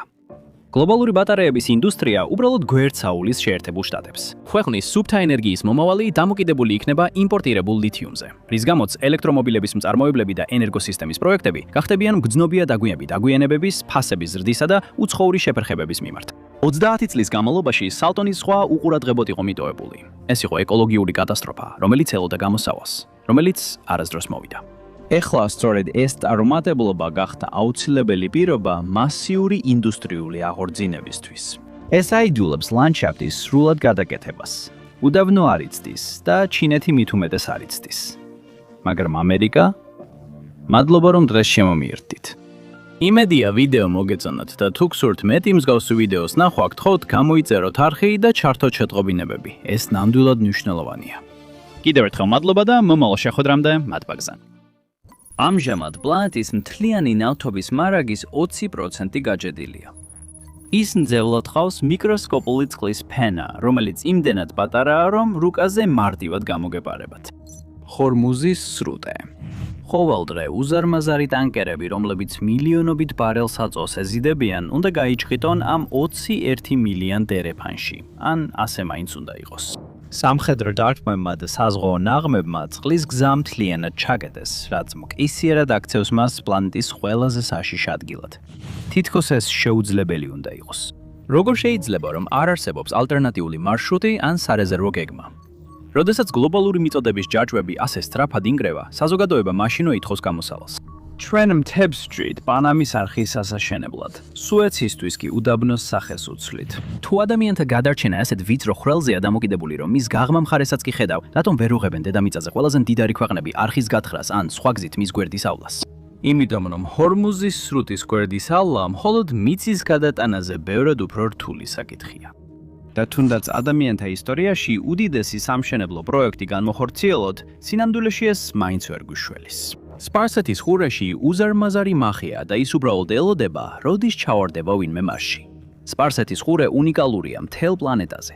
მის გარშემო მდებარე ბევრი ქვეყანა მსოფლიოს უდიდეს ნავთობის მწარმოებელთა შორისაა.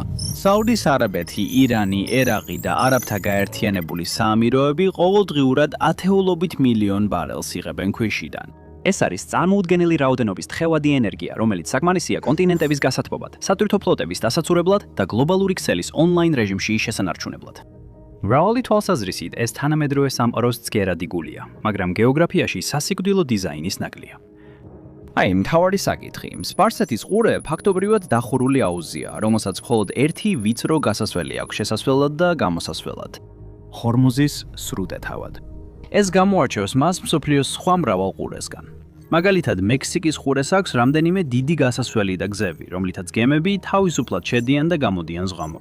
მაგალითად, ფლორიდასა და კუბას შორის, ან მექსიკასა და კუბას შორის, გემები გადიან კარიბის ზღვასა და ატლანტის ოკეანეში. სპარსეთის ყურე კი სრულიად განსხვავებულია. აქ თუ რომელიმე გემი, მათ შორის ის უზარმაზარი ნავთობის ტანკერები, რომლებიც მსოფლიო ეკონომიკას ამუშავებენ სუს ტერიტორიის დატოვება, მას ჰორმუზის სრუტის გავლა უწევს. არ არსებობს გამონაკლისები, არც ალტერნატივები და სწორედ ეს ხდის ამ ადგილს ასეთ სტრატეგიულ ვიწრო გასასვლელად. ბარიერი, რომელიც ფაქტობრივად პასუხისმგებელია მსოფლიოს ნავთობის მიწოდების 20%-ზე და ასევე მსოფლიოს თხევადი ბუნებრივი აირის, ანუ LNG-ის ვაჭრობის 20%-ზე, სიტუაციას კიდევ უფრო ამძიმებს ის, რომ სრუტე არა მხოლოდ ვიწროა, არამედ ძალიან მკაცრად კონტროლდება. ყველა ხომალდს, რომელიც ამ წლის მონაკვეთზე გადის, უნდა იმოძრაოს ორი საზღვაო მარშრუტით. ერთი გამავალი ტრანსპორტისთვის და მეორე შემომავალი ტრანსპორტისთვის. თითოეული მხოლოდ 2 მილის სიგანისაა და მათ შორისაც 2 მილის სიგანის გამყოფი ზოლია. ირანი ამ მარშრუტებს კარგად იცნობს.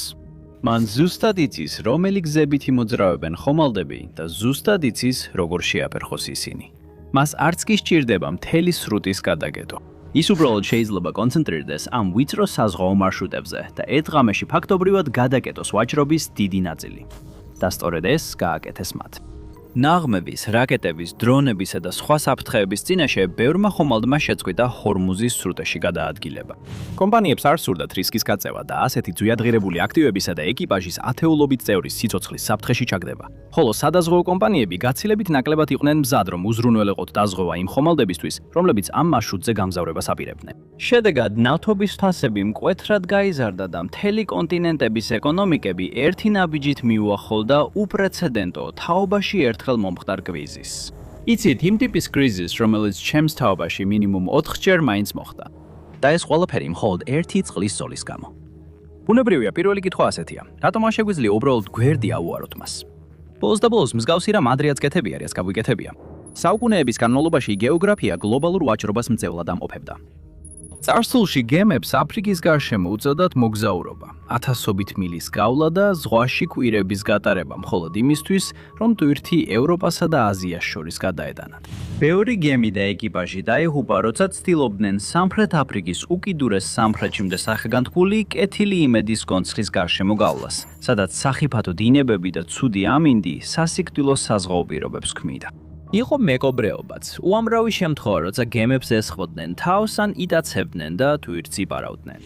მაგრამ საუკუნეების განმავლობაში ეს მარშრუტი პირდაპირ მნიშვნელობით ერთადერთი რეალური გზა იყო, რომ გემები აფრიკის ერთი მხრიდან მეორეზე გადაეყვანათ, სანამ ხალხმა ამაზე რამე არ მოიმოქმედა.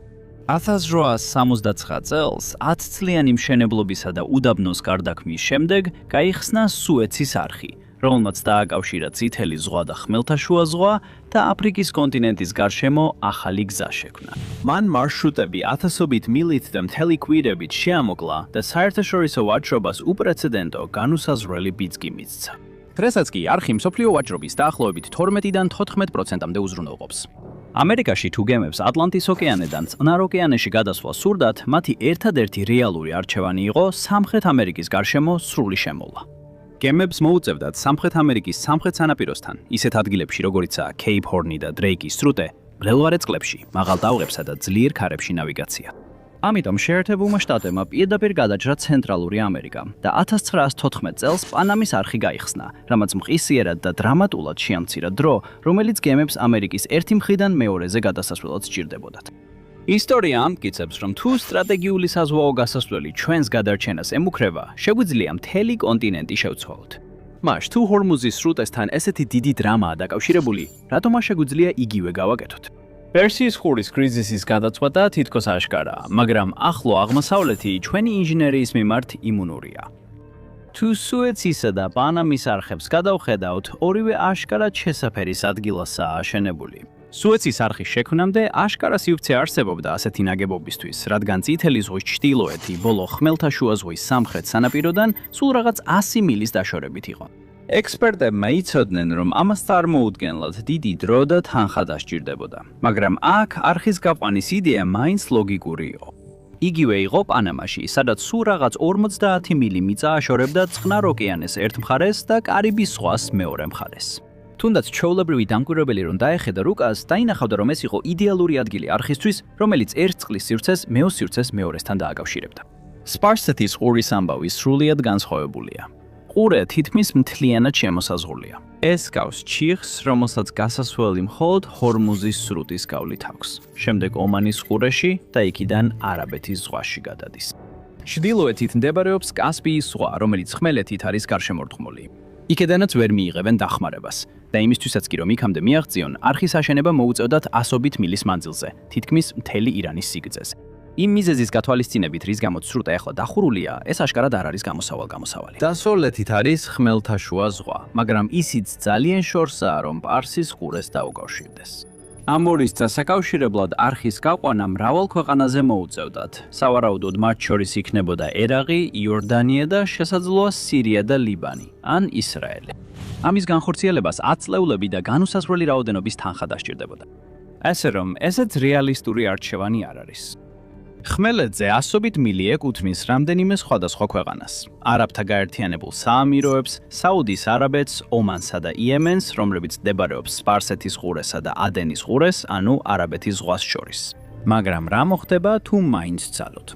2015 წლის სექტემბერში ერთ-ერთმა კვლევამ შემოგთავაზა 950 კილომეტრიანი არხი, რომელიც საუდის არაბეთის სანაპიროდან კატარის სამხრეთით დაიწყებოდა, ქვეყანას გადაკვეთდა და იემენის საზღვარზე გადავიდოდა. საბოლოოდ კი იემენის სანაპიროზე დასრულდებოდა. მთელი პროექტის ღირებულება 80 მილიარდ დოლარად იყო შეფასებული და ეს ოპტიმისტური გათვლაც კი იყო. კვლევის ავტორებმა ასევე აღნიშნეს, რომ არხის გრძელი ნაპირების ორივე მხარეს შეიძლებოდა აშენებულიყო ახალი სანაპირო ქალაქები, დასახლებები და კურორტები.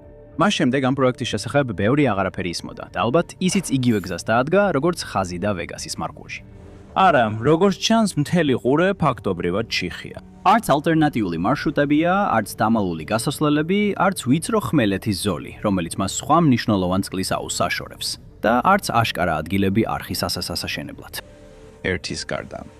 ერთი გეოგრაფიულად მიკროსკოპული გამონაკლისი. მუსანდამის ნახევარკუნძული. შეიძლება ითქვას, ერთადერთი ნახევრად რეალისტური წინადადება, ლისტური წინადადება იქნებოდა არხის გაყვანა მასზე. ეს კლდოვანი მთიანი მიწის ნაკვეთი, რომელიც ჰორმუზის სრუტეშია გადაჭიმული და ომანსა და არაბთა გაერთიანებულ საამიროებს შორისაა გაყოფილი, ხოლო მისი ყველაზე ჩრდილოეთი წერტილი ომანის ექსკლავია.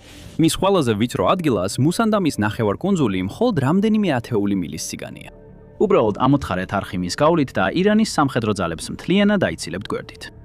ქაღალდზე ეს პროექტი სულაც არ განსხვავდება სუეცის ან პანამის არხებისგან. შედარებით მოკლე წყლის არხი, რომელიც გაანეიტრალებს ჰორმუზის სრუტის გავლენასა და მნიშვნელობას. მნიშვნელოვნად შეამცირებს ირანის შესაძლებლობას შეაფერხოს ნავთობის ნაკადი ევროპასა და სხვა რეგიონებში. მაგრამ ეს არ არის ეგვიპტის რბილი ქვიშა, სადაც სუეცის არხი აშენდა და არც პანამას გავს. ნახევარკუნძული გამაგრებულია განსაკუთრებულად ციცაბო, კლდოვანი და უხეში მთებით, რომელთაგან ზოგი, მაგალითად ჯაბალ ალ-ჰარიმი, ზღვის დონიდან 6000 ფუტზე მეტ სიმაღლეზეა განლაგებული. ეს მთები მთლიანად ფარავს ნახევარკუნძულს, რის გამოც ეს ტერიტორია ძალიან იშვიათად დასახლებულია. მხოლოდ მცირე დასახლებები და სოფლებია აქა-იქ მიმოფანტული. მთის მწვერვალების ჩრდილში ასევე სანაპირო ოაზისი ჰასაბიც, რომელიც ნახევარკუნძულის ჩრდილოეთ კიდეზე მდებარეობს. აქ არხის აშენება არა მხოლოდ თანამედროვე ინჟინერიის გასაოცარი მიღწევა იქნებოდა, არამედ ნამდვილი სასწაული. მიუხედავად იმისა, რომ შეიძლება მოგეჩვენოთ, თითქოს მუსანდამის ნახევარკუნძულზე გადასასვლელად მხოლოდ 50-ან 60 მილიანი არხი დაგჭირდებოდათ, რეალურად ასე არ იმუშავებდა. სამშენებლო ბრიგადებს მოუწევდათ გაეტანათ სქელი კლდეები, რომლებიც ნახევარკუნძულის ერთ მხარესიდან მეორემდე მილიებით არის გადაჭიმული. მთელი მთები საერთოდ უნდა გაექროთ არსებობიდან. მძიმე და არამეგობრული რელიეფის გამო, თუკი მშენებლებს მაინც ეპოვათ გზამის გადალახვაზე, ისინი ვერ შეძლებდნენ ნახევარკუნძულის ერთი მხრიდან მეორემდე პირდაპირი არხის გაყვანას. მათ მოუწევდათ აქა-იქ მარცხნივ და მარჯვნივ მოხვევა, ტერიტორიის ბუნებრივი კონტურების შესაბამისად. 50 მილიანი შემოვლითი არხი უცებ გადაიქცევა რამდენიმე 100 მილიან ლაბირინთად. ეს ბევრად უფრო გაართულდა საქმეს, ვიდრე მაგალითად სუეცის არხი, რომელიც დაახლოებით 120 მილს მოიცავს, ან პანამის არხი, რომლის სიგრძეც 50 მილია. და სირთულესთან ერთად, რა თქმა უნდა, მოდის ხარჯიც. სუეცის არხის აშენება დაახლოებით 100 მილიონი დოლარი დაჯდა, რაც დღეს დაახლოებით 2 მილიარდ დოლარს შეადგენს. აშშმ პანამის არხის მშენებლობაში დაახლოებით 375 მილიონი დოლარი დახარჯა, რაც დღეს 8 ან 9 მილიარდ დოლარს უტოლდება. ასევე ჩატარდა დაახლოებით 5 და მე-4 მილიარდი დოლარის ღირებულების გაფართოების პროექტი 2000-იანი წლების ბოლოსა და 2010-იან წლებში. არხის გაყვანა მუსანდამის ნახევარკუნძულზე მხოლოდ რამდენიმე მილიარდი დოლარი არ დაჯდება. ეს რამდენიმე 10 მილიარდსაც არ ერება. ესეთი მასშტაბის პროექტი 12 ნიშნა თანხას 100 მილიარდ დოლარს და ეს მინიმუმია, მოითხოვს. ზოგიერთი შეფასებით ეს შეიძლება კიდევ უფრო გაიზარდოს, 200 მილიარდ დოლარს ან მეტსაც კი გადააჭარბოს. და ეს მხოლოდ აშენების ხარჯი. ეს რიცხვი დამატებით ხარჯებს, როგორიცაა მოვლა, პატრონობა ან უსაფრთხოება, საერთოდ არ ითვალისწინებს. და კიდევ ერთი დიდი პრობლემა არსებობს, სიმაღლის სხვაობა. ეს საერთოდ არ გავს ეგვიპტეს, სადაც სუეცის არხის ასაშენებლად მიწა თითქმის მთლიანად ბრტყელი იყო ერთი მხრიდან მეორემდე. ამის წყალობით სუეცის არხს არ ჭირდება შლუზები, რადგან გემების აწევა-დაწევა სხვადასხვა ადგილას საჭირო არ არის.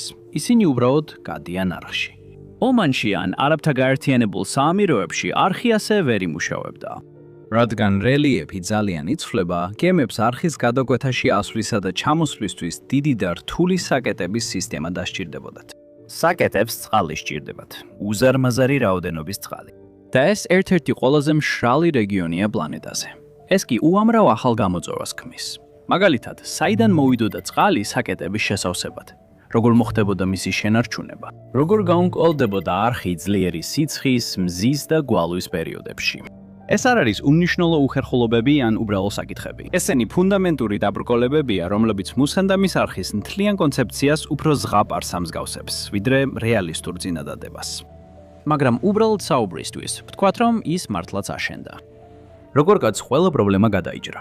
საკმარისი ფული მოიძებნა და წლები, ან უფრო სავარაუდოდ 10 წლეულები გრძელდება მშენებლობა, რათა საბოლოოდ პარსის ყურე ომანის ყურეს დაუკავშირდეს, რაც გემებს ჰორმუზის სრუტის ალტერნატიულ გზას მისცემს. ჯერ კიდევ არსებობს პრობლემა, რომელსაც შეუძლია მთელი პროექტი მუხლებზე დაავენოს. და ეს არის უსაფრთხოება. თუნდაც ეს არხი ერთადერთი რეალურად სიცოცხლისუნარიანი ვარიანტი აშენდეს, ის ირანიდან სინამდვილეში ჰორმუზის სრუტეზე ბევრად შორს არ იქნება. და ზუსტად ისე, როგორც სრუტე, ის შედარებით ვიწრო იქნებოდა და გემებს მოუწევდათ წინასწარ განსაზღვრული მარშრუტებით სვლა, რათა მეორე ბოლომდე მიეღწიათ. სხვა სიტყვებით რომ ვთქვათ, მას ექნებოდა ზუსტად იგივე სისუსტეები, რაც სრუტეს აქვს. და მისი შეფერხება ან დაბლოკვა ისეთივე მარტივი იქნებოდა. შეიძლება კიდევ უფრო მარტივიც კი. საკმარისი იქნებოდა რამდენიმე კარგად განთავსებული რაკეტა, ან თუნდაც რაკეტის გაშვების მუქარა, რომ კიდევ ერთი საერთაშორისო კრიზისი გამოეწვია. მოულოდნელად ჰორმუზის სრუტეში არსებული ზუსტად იგივე პრობლემები მუსანდამის არხზეც იგრძნობოდა. გემები კვლავად შეეშინდებოდათ ამ გზაზე გადაადგილების. დაზღვევის კომპანიები კი კვლავ უარს იტყოდნენ დაფარვაზე. და მსოფლიოს ნავთობისა და თხევადი ბუნებრივი აირის 20% კვლავაც გაჭედილი იქნებოდა ყურეში. ვერ მიაღწევდა იმ ქვეყნებს, რომლებიც მასზე დამოკიდებულნი არიან თავიანთი მრეწველობისა და ეკონომიკისთვის. არხი უბრალოდ კიდევ ერთი ბოთლის ხელი იქნებოდა, რომლის აშენებაც 100 მილიარდი დოლარი ან მეტი დაჯდება და ამას წლებიც, ძალისხმევაც და რესურსებიც სჭირდება. როცა 100 მილიარდ დოლარიან არხზე გამოჩვლები არ გამოდის, საზოგადოებას ვამს კითხვას. რატომ ვიყენებთ საერთოდ გემებს? რატომ არ გადაუშვოთ ნავთობი უბრალოდ ხმელეთზე უზარმაზარი მილსადენებით პირდაპირ წითელ ზღვამდე, სხვა დიდ წყალსატევებამდე ან თუნდაც პირდაპირ ევროპულ ქვეყნებში?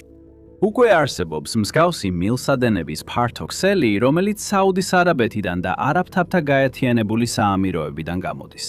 მაგალითად, აღმოსავლეთ-დასავლეთის ნედლი ნავთობის მილსადენი, რომელიც ასევე ცნობილია როგორც პეტროლაინი, დაახლოებით 750 მილზე ვრცელდება საუდის არაბეთის აღმოსავლეთ პროვინციიდან წითელ ზღვამდე. ერთადერთი პრობლემა ის არის, რომ ყველაზე გრძელი და დიდი მილსადენებსაც კი აქვთ თავიანთი შეზღუდვები.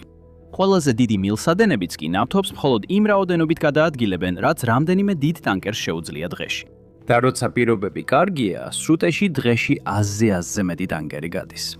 ამიტომ ისინი ვერ შეეჯიბრებიან იმ ნავთობის უზარმაზარ მოცულობას, რასაც ულტრა დიდი ტანკერები იტევენ. ისინი აგრეთვე ძალიან ძვირია ასაშენებლად, გასაფართოებლად და შესანარჩუნებლად და ძალიან მოწყვლადია თავდასხმებისა თუ დივერსიის მიმართ. ისინი შეიძლება დაეხმარონ, მაგრამ მათზე ვერ დაეყრდნობი, რომ უბრალოდ ჩაანაცვლონ ნავთობის საზღვაო ვაჭრობა. სწორედ ამიტომ არის ჰორმუზის სრუტე ასეთი ღირებული. რადგან მიუხედავად ამბიციური იდეებისა და საინტერესო ჰიპოთეტური პროექტებისა, რეალურად ალტერნატივა არ არსებობს. მსოფლიოს ნავთობის ვაჭრობისა და ეკონომიკის დიდი ნაწილი მთლიანად და სრულად ამ ერთ მონაკვეთზეა დამოკიდებული. და რეალურად ძალიან ცოტა რამ შეგვიძლია შევცვალოთ ამაში. ჰორმუზის სრუტე მხოლოდ ერთი წლის აუზიდან მეორეში გადასასვლელი გზა არ არის. ეს გეოპოლიტიკური დაძაბულობის კვანძია, ადგილი, სადაც თუნდაც მცირე რეგიონულმა დაძაბულობულობამ შეიძლება გლობალური შედეგები გამოიწვიოს. სადაც მსოფლიოს მეორე მხარეს მყოფი ადამიანები ომის ტალღებს გრძნობენ და ეს მათ ყოველდღიურ ცხოვრებაზე ერთზე მეტი გზით აისახება. და სადაც გეოგრაფია სხვა ნებისმიერ ფაქტორზე მეტად განსაზღვრავს რა არის შესაძლებელი და რა არა. ამიტომ მიუხედავად კაცობრიობის მრავალი მიღწევისა, სანამ ნავთობის სპარსეთის ყურეშია, გლობალური ეკონომიკა გეოგრაფიის მწევლად რჩება. თუ გსურთ მეტი გაიგოთ დღევანდელ მოვლენებზე უყურეთ ვიდეოს, რატომ ეშინია ირანის ყველა არაბულ სახელმწიფოს. არ დაგავიწყდეთ გამოწერა და ვიდეოს მოწონებაც. ეს ნამდვილად დიდ მნიშვნელობას აქვს. შეხვედრამდე. მექსიკის კარტელების კრიზისი მხოლოდ დანაშაულის პრობლემა არ არის. ეს ეროვნული უსაფრთხოების კატასტროფაა. 2024 წლის მდგომარეობით კარტელები ფაქტობრივად აკონტროლებენ მექსიკის ტერიტორიის 30-40%-ის, ხოლო ზოგიერთი რეგიონი მთლიანად მთავრობის გავლენის მიღმა მოქმედებს. და ძალადობა შოკის მომგვრელია. 2017 წლიდან ყოველწლიურად 30,000-ზე მეტი მკვლელობა ხდება, ხოლო ოფიციალურად დაკარგულად 100,000-ზე მეტი ადამიანია გამოცხადებული. მეტიც სავარაუდოდ კიდევ ბევრია მასობრივ სამარხებში დამარხული. ნარკოტიკებით ვაჭრობამ, ადამიანებით ვაჭრობამ, გამრობამ, გამოძალვამ და კარტელებს შორის ომებმა მექსიკა მსოფლიოში ერთ-ერთ ყველაზე საშიშ ქვეყანად აქცია. მაგრამ როგორ მივედით აქამდე? აქამდე და რას გვემზადებს მომავალი?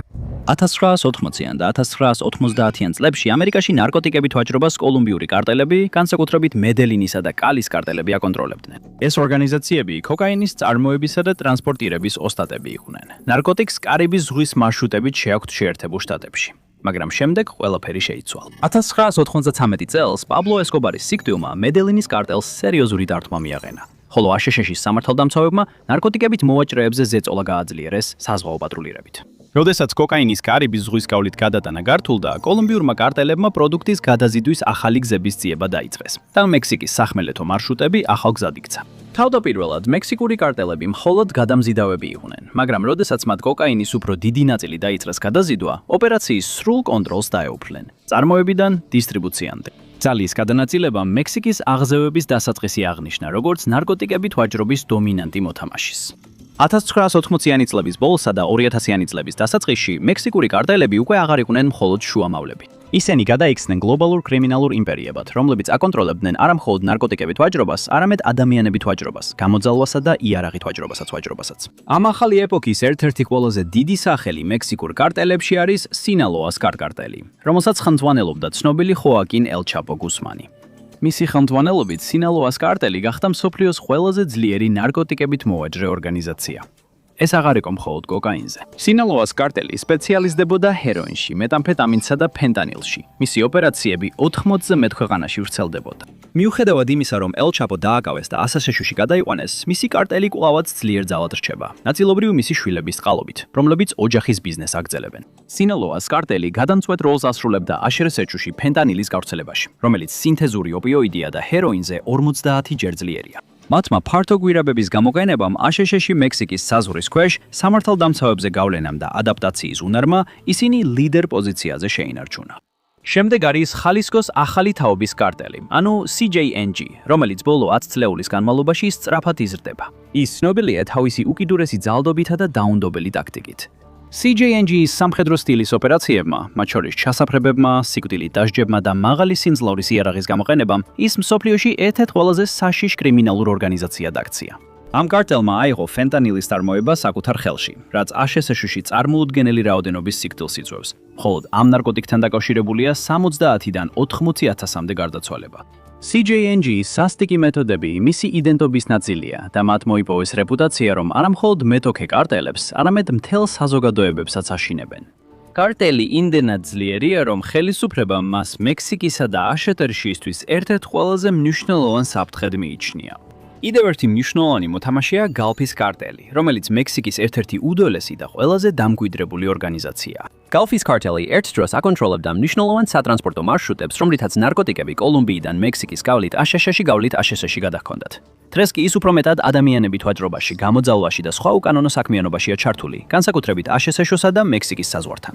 მიუხედავად იმისა, რომ მან თავისი ყოფილი ძალაუფლების დიდი ნაწილი უფრო ახალ და ძალადობრივ კარტელებს, როგორიცაა CJNG და სინალოა დაუთმო, გალფის კარტელი მაინც ძალად რჩება, რომელსაც ანგარიშს უწევენ. შიდა განხეთქილებებმა და სამართალდამცავი ორგანოების ზეწოლამ გალფის კარტელი აიძულა ტაქტიკა შეეცვალა, თუმცა ის კვლავ მნიშვნელოვან გავლენას ინარჩუნებს გარკვეულ რეგიონებში. შემდეგ არის ლოს ზეტასი, რომელიც თავდაპირველად გალფის კარტელის სამხედრო ფრთად შეიქმნა. დროთა განმავლობაში ისინი გამოეყვნენ და ცნობილები გახდნენ თავიანთი უკიდურესი სისასტიკით. მასობრივი მკვლელობები, თავის მოკვეთები და საშინელი ძალადობის აქტები მათი სავიზიტო ბარათი გახდა. ზეტასები ოდესღაც შიშს იწვევდნენ მათი მაღალ ორგანიზებული და ეფექტური სამხედრო ტაქტიკების გამოყენებით, რაც მათ მექსიკის ისტორიაში ერთ-ერთ ყველაზე საშიშ კარტელად აქცევდა. თუმცა, როგორც ბევრი ძველი კარტელი, ლოს ზეტასიც საბოლოოდ შიდა დაყოფამ და ხელისუფლების მხრიდან მკაცრმა ზომებმა დაასუსტა. მათი დასუსტების მიუხედავად, ზეტასების ნარჩენები კვლავაც აგრძელებენ მოქმედებას და ხშირად ეწევიან გამოძალვას, გატაცებებს და ძალადობრივი დანაშაულის სხვა ფორმებს. მიჩოაკანში ორი სხვა ჯგუფი, ლა ფამილია მიჩოაკანა და ლოს ვიაგრას, თავიანთ ტერიტორიებს აკონტროლებენ. ლა ფამილია მიჩოაკანა თავდაპირველად თავს წარმოაჩენდა როგორც ფსევდორელიგიური იდეოლოგიის მქონე ჯგუფი, რომელიც ამტკიცებდა, რომ ადგილობრივ თემებს იცავდა, მაგრამ მალე ძალადობით გახდა ცნობილი. ლოს ვიაგრას გამოჩნდა როგორც მეტოქე ჯგუფი, რომელიც ხშირად ეჯახებოდა სინალოას კარტელსა და CJNG-ის რეგიონის კონტროლისთვის. ორივე ეს ჯგუფი აქტიურად არის ჩართული სინთეზური ნარკოტიკების, როგორიცაა მეტამფეტამინი, წარმოებაში და ცნობილია გამოძალვაში, გატაცებებსა და სასტიკ ტაქტიკებში მონაწილეობით, რათა შეინარჩუნონ კონტროლი თავიანთ ტერიტორიებზე. ამ კარტელების აღზევებას დამანგრეველი შედეგები ჰქონდა როგორც მექსიკაზე, ასევე შეერთებულ შტატებზე. მექსიკაში ნარკოკარტელების ძალადობა წარმოუდგენელ დონემდე გაიზარდა. 2006 წელს მთავრობის მიერ ორგანიზებულ დანაშაულზე ბრძოლა რომ დაიწყო, მას შემდეგ 400,000-ზე მეტი ადამიანი მოკლეს. მთელი თემები განადგურდა და ბევრი მშვიდობიანი მოქალაქე კარტელებს შორის ომების ჯვარედინ ცეცხლში აღმოჩნდა. ქალაქებსა და სოფლებზე ამ ძლიერ ჯგუფებს აქვთ კონტროლი, ხოლო სამართალდამცავები ხშირად უძლურები არიან მათი რაოდენობისა და რესურსების წინაშე. აშშ-ში ოპიოიდების კრიზისი კიდევ უფრო გამწვავდა ფენტანილის ბაზარზე შემოსვლით. შედეგად ზედმეტი დოზით გარდაცვალების შემთხვევები მკვეთრად გაიზარდა და ფენტანილი ახლა ამერიკელებისთვის 50 წლამდე ასაკში სიკვდილის ერთ-ერთი მთავარი მიზეზია. ამ კარტელებმა მათი მასშტაბური ოპერაციებით მნიშვნელოვანი წვლილი შეიტანეს ამ საზოგადოებრივი ჯანმრთელობის საგანგებო მდგომარეობაში. ძალის გადანაცვლებამ კოლუმბიური კარტელებიდან მექსიკურ ორგანიზაციებზე ძირეულად შეცვალა ნარკოტიკების ვაჭრობა. კოლუმბიური კარტელები შეიძლება კოკაინით ვაჭრობის მეფეები იყვნენ, მაგრამ მექსიკურმა კარტელებმა თავიანთი იმპერია არა მხოლოდ კოკაინის ვაჭრობის გადაბარებით ააშენეს, არამედ სინთეზურ ნარკოტიკებზე, როგორიცაა ფენტანილი და მეტამფეტამინი, გაფართოებითაც. მათ მოახერხეს ადაპტაცია, განვითარდნენ და მრავალმხრივი კრიმინალური ორგანიზაციები გახდნენ. მიუხედავად მათ წინააღმდეგ მიმდინარე ძალისხმევისა, ეს კარტელები კვლავაც ყვავის. როდესაც სიტუაცია როგორც მექსიკაში, ისე აშშ-ში უფრო სერიოზული ხდება, ერთი რამ ცხადია. ბრძოლა ამ კარტელების წინააღმდეგ შორსაა დასრულებისგან. მექსიკაში კარტელები მხოლოდ ნარკოტიკების გამტანი ჯგუფები არ არიან. ისინი უფრო ჩრდილოვანი მთავრობის მსგავსად მოქმედებენ. თითოეული კარტელი კონკრეტულ ტერიტორიებს მართავს ისეთი კონტროლითა და გავლენით, რომელიც თავად სახელმწიფოსაც კი შეიძლება შეედაროს.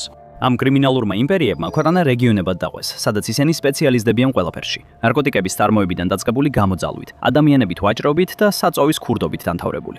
სინალოას კარტელი ერთ-ერთი ყველაზე ძლიერი და ცნობილი ორგანიზაციაა მსოფლიოში, რომლის გავლენაც მექსიკასა და მის ფარგლებს გარეთაც ვრცელდება.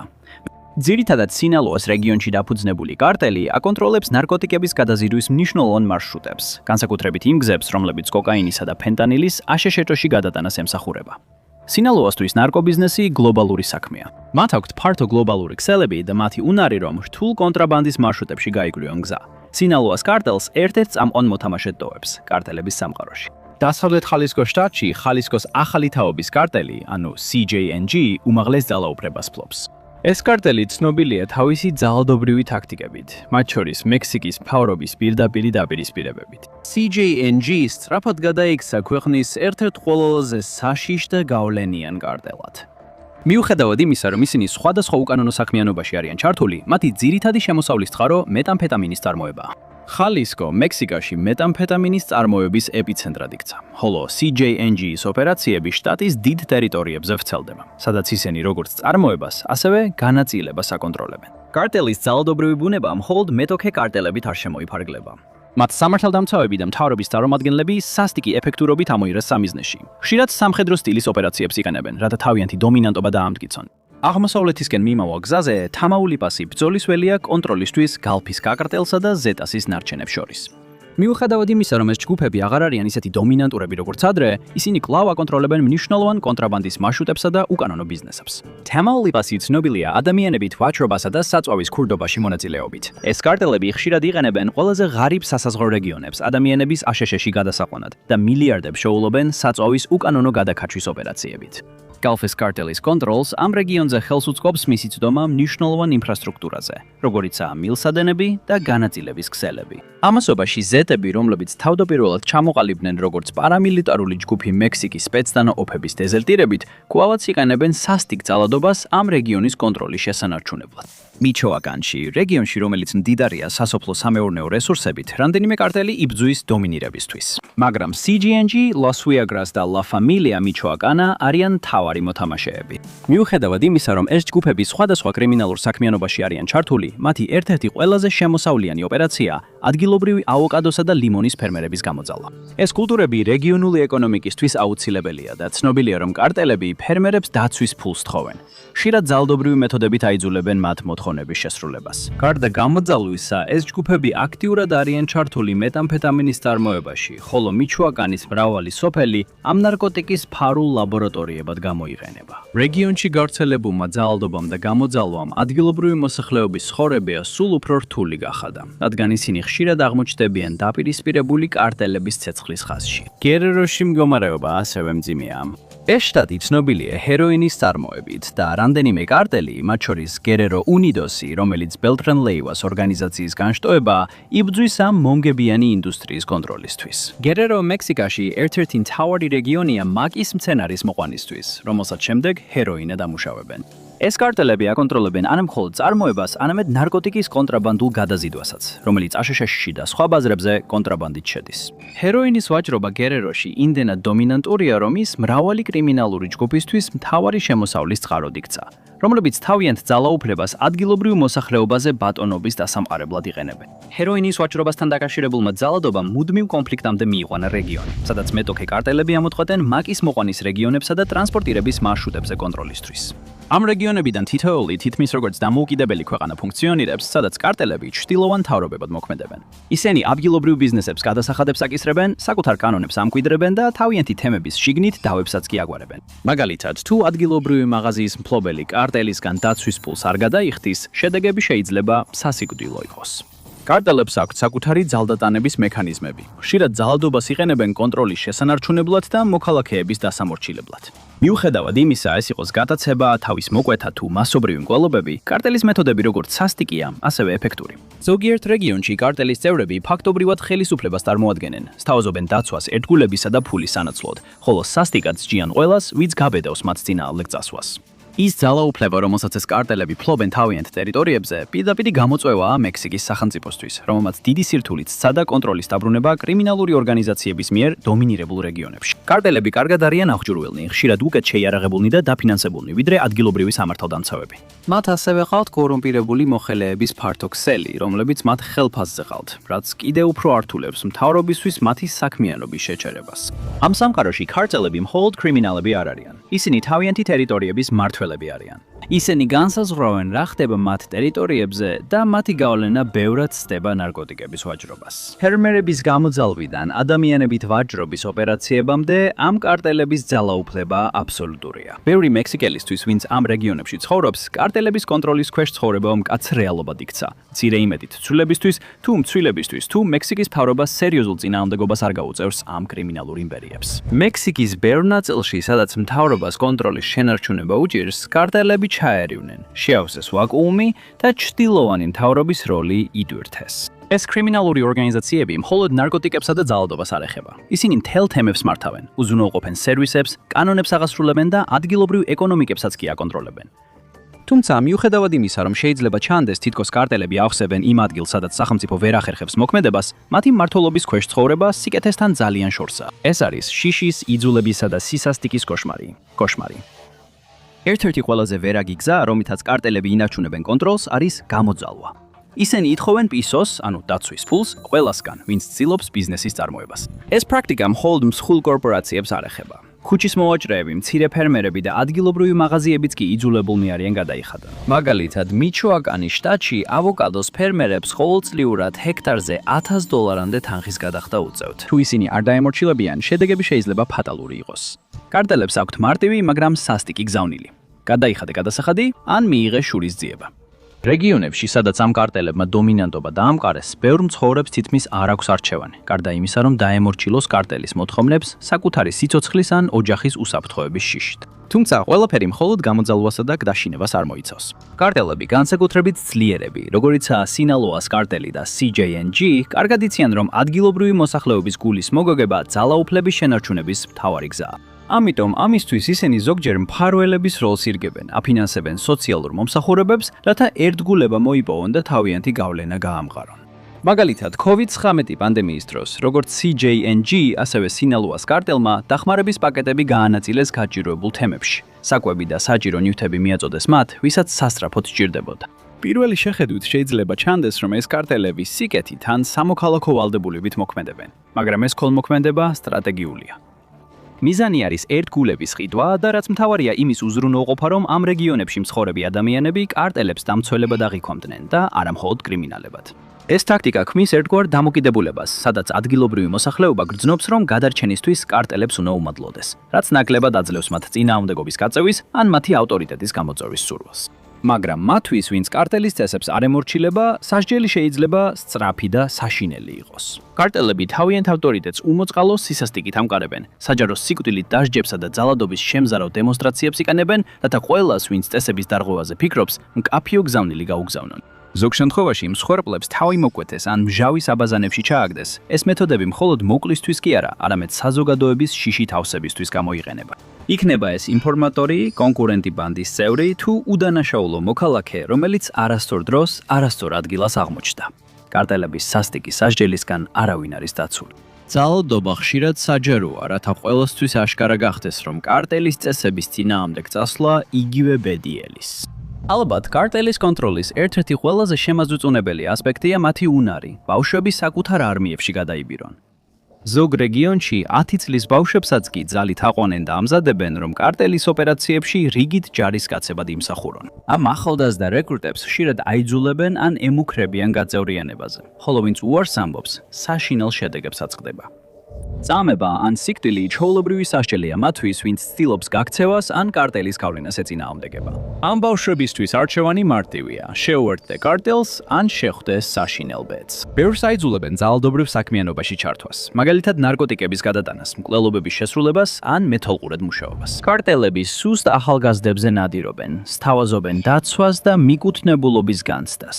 ამავე დროს კი მათ ძალადობისა და ტერორის იარაღებად აქცევენ. კარტელის მმართველობის პირობებში ცხოვრება ბაკ-ოლდღიურ გადარჩენად იქცევა. ამ ტერიტორიებზე მცხოვრებ ადამიანებს ხშირად შეუძლებელი არჩევანის წინაშე უწევთ დადგომა: დაემორჩილონ ან დაისაჯონ. კარტელები მრავალმხრივ ქმნიან სისტემას, სადაც ისინი ერთდროულად არიან როგორც დამთრგუნველები, ასევე მომწოდებლები, რაც თითქმის შეუძლებელს ხდის მაცხოვრებლებისთვის მათი კონტროლიდან გათავისუფლებას.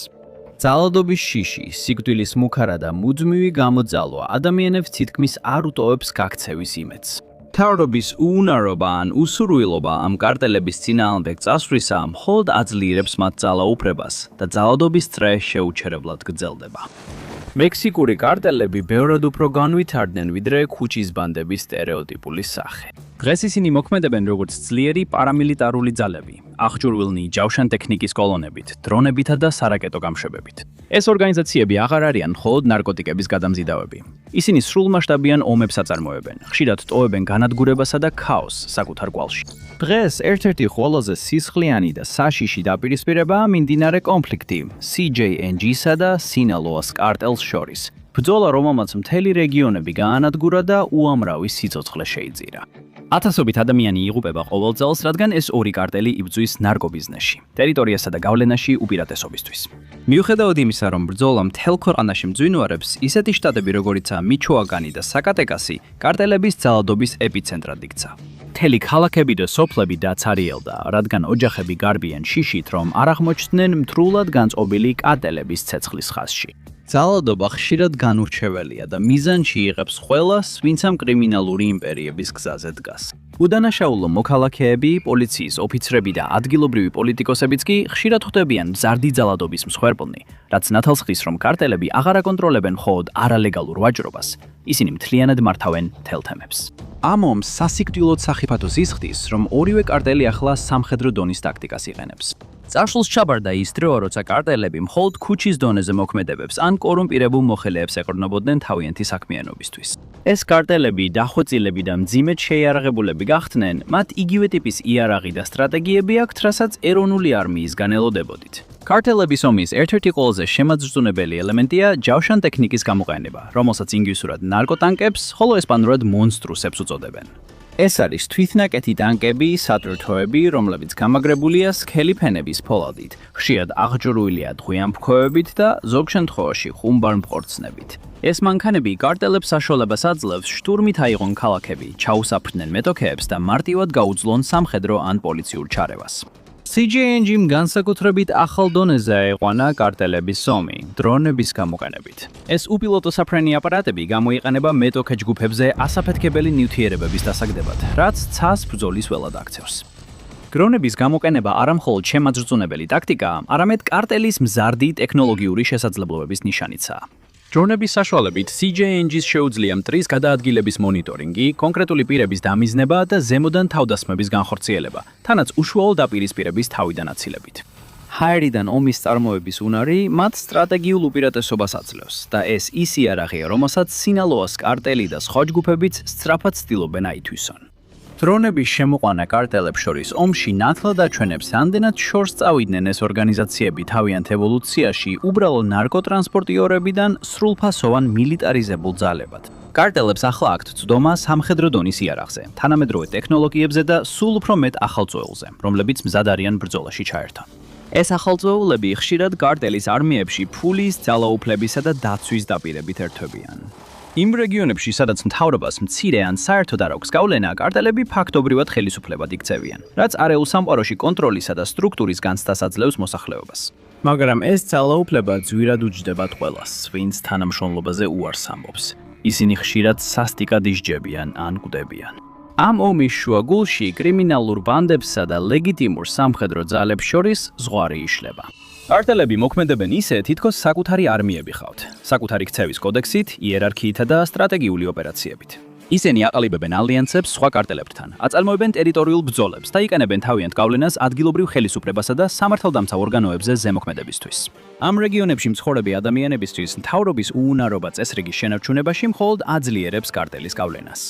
ზოგიერთი თვალსაზრისით, კარტელები სულ უფრო ემსგავსებიან წესებს გარეთ მოქმედი სახელმწიფოს სამხედრო ძალებს. მათ ყავთ საკმარისი ხალხი, იარაღი და აქვთ ბრძოლის სურვილი ნებისმიერი წინააღმდეგობის, მათ შორის მექსიკის მთავრობის წინააღმდეგაც.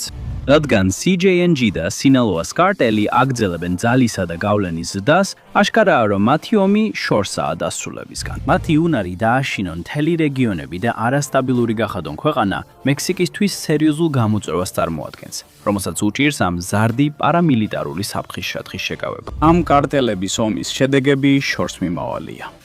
სანამ კარტელები აგრძელებენ ძალისა და გავლენის გაფართოებას, მთელი თემები იტანჯებიან.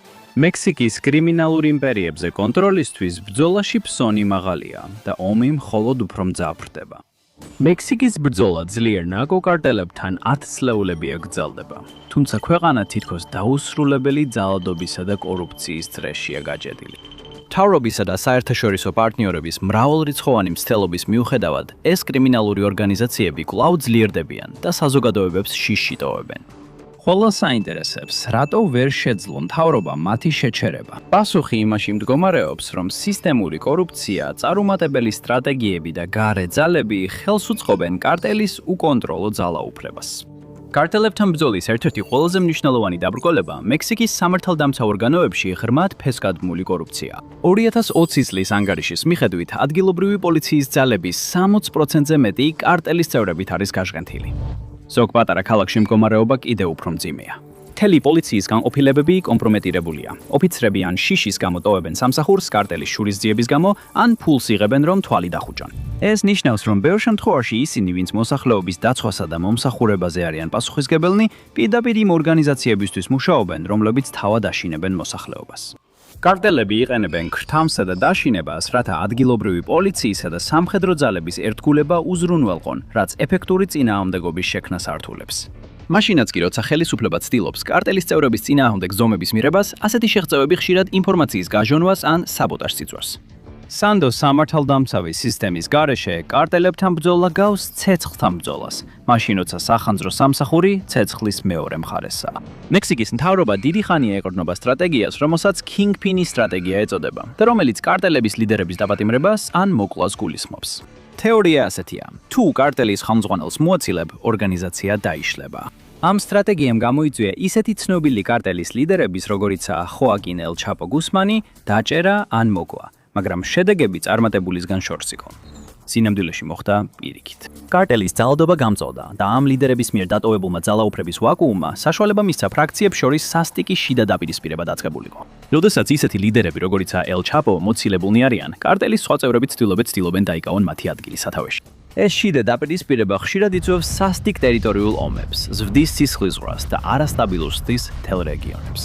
გახდა ნათელი, რომ ინდივიდუალური ლიდერების მოცილება კარტელის ძალაუფლების ძირეულ მიზეზს არ აგვარებს. ეს მხოლოდ დროებით არღვევს არსებულ მდგომარეობას, ხოლო ახალ არანაკლებ საშიშ ფიგურებს აძლევს აღმავლობის საშუალებას. მთავარი ბოსების სტრატეგია შეიძლება დრამატული სათაურისთვის გამოდგეს, მაგრამ ეს კარტელების შეჩერების მდგრადი გამოსავალი არ ყოფილა.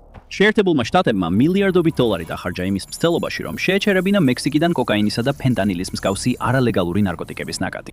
ამ ძალისხმევის მიუხედავად, მექსიკაში ფენტანილის წარმოება კვლავ სწრაფად იზრდება და კარტელები სწრაფად ერგებიან ნარკოტიკების ტენდენციების ცვლილებას. 2023 წელს ASEAN-ის ნარკოტიკების წინააღმდეგ ბრძოლის ადმინისტრაციამ, ანუ DEA-მ, ფენტანილის 379 მილიონზე მეტი სასიკვდილო დოზა ამოიღო. თუმცა ნარკოტიკზე მოთხოვნა კვლავ მაღალია და კარტელები დაუსჯელად აგრძელებენ საქმიანობას. DEA-ის ძალისხმევა მიმართულია ნარკოტიკების საზღვარზე გადმოტანის აღკვეთასა და კარტელების საქმიანობის დაშლაზე, მაგრამ ეს ზომები ხშირად ბევრად უფრო დიდი პრობლემის დროებით გადაფარვას გავს. მიუხედავად იმისა, რომ მილიარდობით დოლარი იხარჯება ამ ინიციატივებში, კარტელები მაინც ერთი ნაბიჯით წინ არიან და პოულობენ ახალ გზებს ნარკოტიკების წარმოებისა და ASEAN-ში გადატანისთვის. ნარკოტიკების ვაჭრობის ციკლური ხასიათი ართულებს მიწოდების ჯაჭვის გაწყვეტას. ახალი მოთამაშეები სწრაფად იკავებენ ძველების ადგილს და ძალადობა კიდევ უფრო მძაფრდება. მექსიკის ნარკოომის ადამიანური ფასი შთამბეჭდავია. ქვეყნის მასშტაბით 500-ზე მეტი მასობრივი სამარხი აღმოაჩინეს, რაც შემზარავად ვახსენებს იმ სისასტიკეს, რომლითაც კარტელები უსწორდებიან მათ, ვინც გზაზე გადაეღობებათ.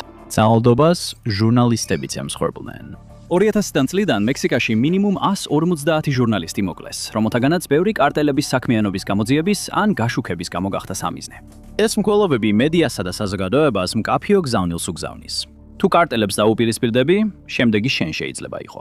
პოლიტიკოსებიც ხშირად ხდებიან მკვლელობის მსხვერპლი, განსაკუთრებით არჩევნების პერიოდში, რადგან კარტელები ცდილობენ ადგილობრივი ხელისუფლების კონტროლს და პოლიტიკაზე გავლენის მოხდენას. როდესაც ძალადობა იზრდება და კარტელის გავლენა ფართოვდება, ზოგიერთი ექსპერტი შიშობს, რომ მექსიკა შეიძლება ჩამოშლილი სახელმწიფო ზღვარზე აღმოჩნდეს. ქვეყანაში, სადაც მთავრობის ძალაუფლება მხოლოდ სიმბოლურია და კარტელებს სრული კონტროლი აქვთ. თუ არსებული ტენდენცია გაგრძელდება, კარტელები სრულ კონტროლს მოიპოვებენ მნიშვნელოვან ინდუსტრიებზე, როგორიცაა ნარკოტიკების წარმოება, ადამიანებით ვაჭრობა და თუნდაც ლეგალური ბიზნესი. მათ საბოლოოდ შეუძლიათ პოლიტიკაზე სრული კონტროლი დაამყარონ, განსაზღვრონ ვინ აირჩევა და აკონტროლონ პოლიტიკის მიღების პროცესები მთავრობის ყველა დონეზე. ნარგოსახელმწიფოს შესაძლებლობა საშიშია, მაგრამ ეს სრულიად გამორიცხული არ არის. მექსიკის მთავრობა ცდილობს გაუმკლავდეს კარტელების მასშტაბსა და სირთულეს, ხოლო ორგანიზებული დანაშაულის გავლენა საზოგადოებაში ღრმად არის გამჯდარი. ამ სიტუაციამ ბევრი დააფიქრა, შეძლებს თუ არა ქვეყანა ოდესმე სუვერენიტეტის დაბრუნებას, თუ კარტელები გახდებიან მექსიკაში რეალური ძალაუფლების მფლობელები. მას რა შეიძლება გაკეთდეს კარტელების შესაჩერებლად და კონტროლის დასაბრუნებლად. ზოგი ექსპერტი ამტკიცებს, რომ მექსიკამ ყურადღება უნდა გადაიტანოს სამართალდამცა ორგანოებში კორუფციის აღმოფხვრაზე. თუ პოლიციას არ გაწმენდნენ და არ უზრუნველყოფენ, რომ კარტელის წევრები ვერ შეაღწევენ მნიშვნელოვან ინსტიტუტებში, ნებისმიერი ანტიკარტელური სტრატეგია წარუმატებლობისთვისაა განწირული. კარტელის გავლენის აღმოსაფხვრად მთავრობასა და უსაფრთხოების სააგენტოებში გადადგმული ნაბიჯები კრიტიკულად მნიშვნელოვანია კარტელის ინფრასტრუქტურის დაშლისთვის. სხვები ამტკიცებენ, რომ ნარკოტიკების ლეგალიზაცია შეიძლება შეამციროს კარტელის მოგება, რადგან უკანონო ბაზარი გაქრება. მიუხედავად იმისა, რომ ეს მიდგომა სადაოა, ზოგიერთი მიიჩნევს, რომ ისეთი ნარკოტიკების დეკრიმინალიზაციით, როგორიცაა ფენტანილი, მთავრობებს შეუძლიათ კარტელებს მთავარი შემოსავლის წყარო წაართვან და საბოლოოდ შეასუსტონ მათი ძალა. კიდევ ერთი შემოთავაზებული გამოსავალია აშშ-ის სამხედრო ჩართულობის გაზრდა. ზოგიერთი პოლიტიკოსი კარტელებისთვის ტერორისტული ორგანიზაციების სტატუსის მინიჭებას თავაზობს, რაც მათ წინააღმდეგ პირდაპირ სამხედრო მოქმედების საშუალებას მისცემს. მიუხედავად იმისა, რომ ეს კონფლიქტს გაამწვავებს და აშშ-ს მექსიკის საქმეებში კიდევ უფრო ჩართავს, ამან შეიძლება მექსიკის მთავრობას დამატებითი რესურსები და მხარდაჭერა მისცეს კარტელებთან ბრძოლაში. მექსიკის კარტელების კრიზისი მსოფლიოს ერთ-ერთ ყველაზე მძიმე უსაფრთხოების კატასტროფად ითვლება. როდესაც კარტელები უზარმაზარ ტერიტორიებს აკონტროლებენ, პარალელურ მთავრობებს მართავენ და მასობრივ მკვლელობებს სჭადიან, ქვეყანა გზაგასაყარზეა. გადამწყვეტი ქმედებების გარეშე მექსიკას ემუქრება კიდევ უფრო ღრმა უკანონობაში ჩაძირვა და უახლოეს მომავალში მთელი ნარკოსახელმწიფოს წარმოშობის საფრთხე. მიუხედავად ამისა, კითხვა რჩება. შეძლებს მექსიკა თავისი მიწის დაბრუნებას, თუ კარტელების იმპერიამ უკვე გაიმარჯვა? მადლობთ, რომ დღეს შემომიერთდით. იმედი მაქვს ვიდეო მოგეწონათ და თუ გსურთ მსგავსი ვიდეოების ნახვა, გთხოვთ გამოიწეროთ არხი და ჩართოთ შეტყობინებები. ეს ნამდვილად მნიშვნელოვანია. კიდევ ერთხელ გმადლობთ და მომავალ შეხვედრამდე Map Pack-ზე.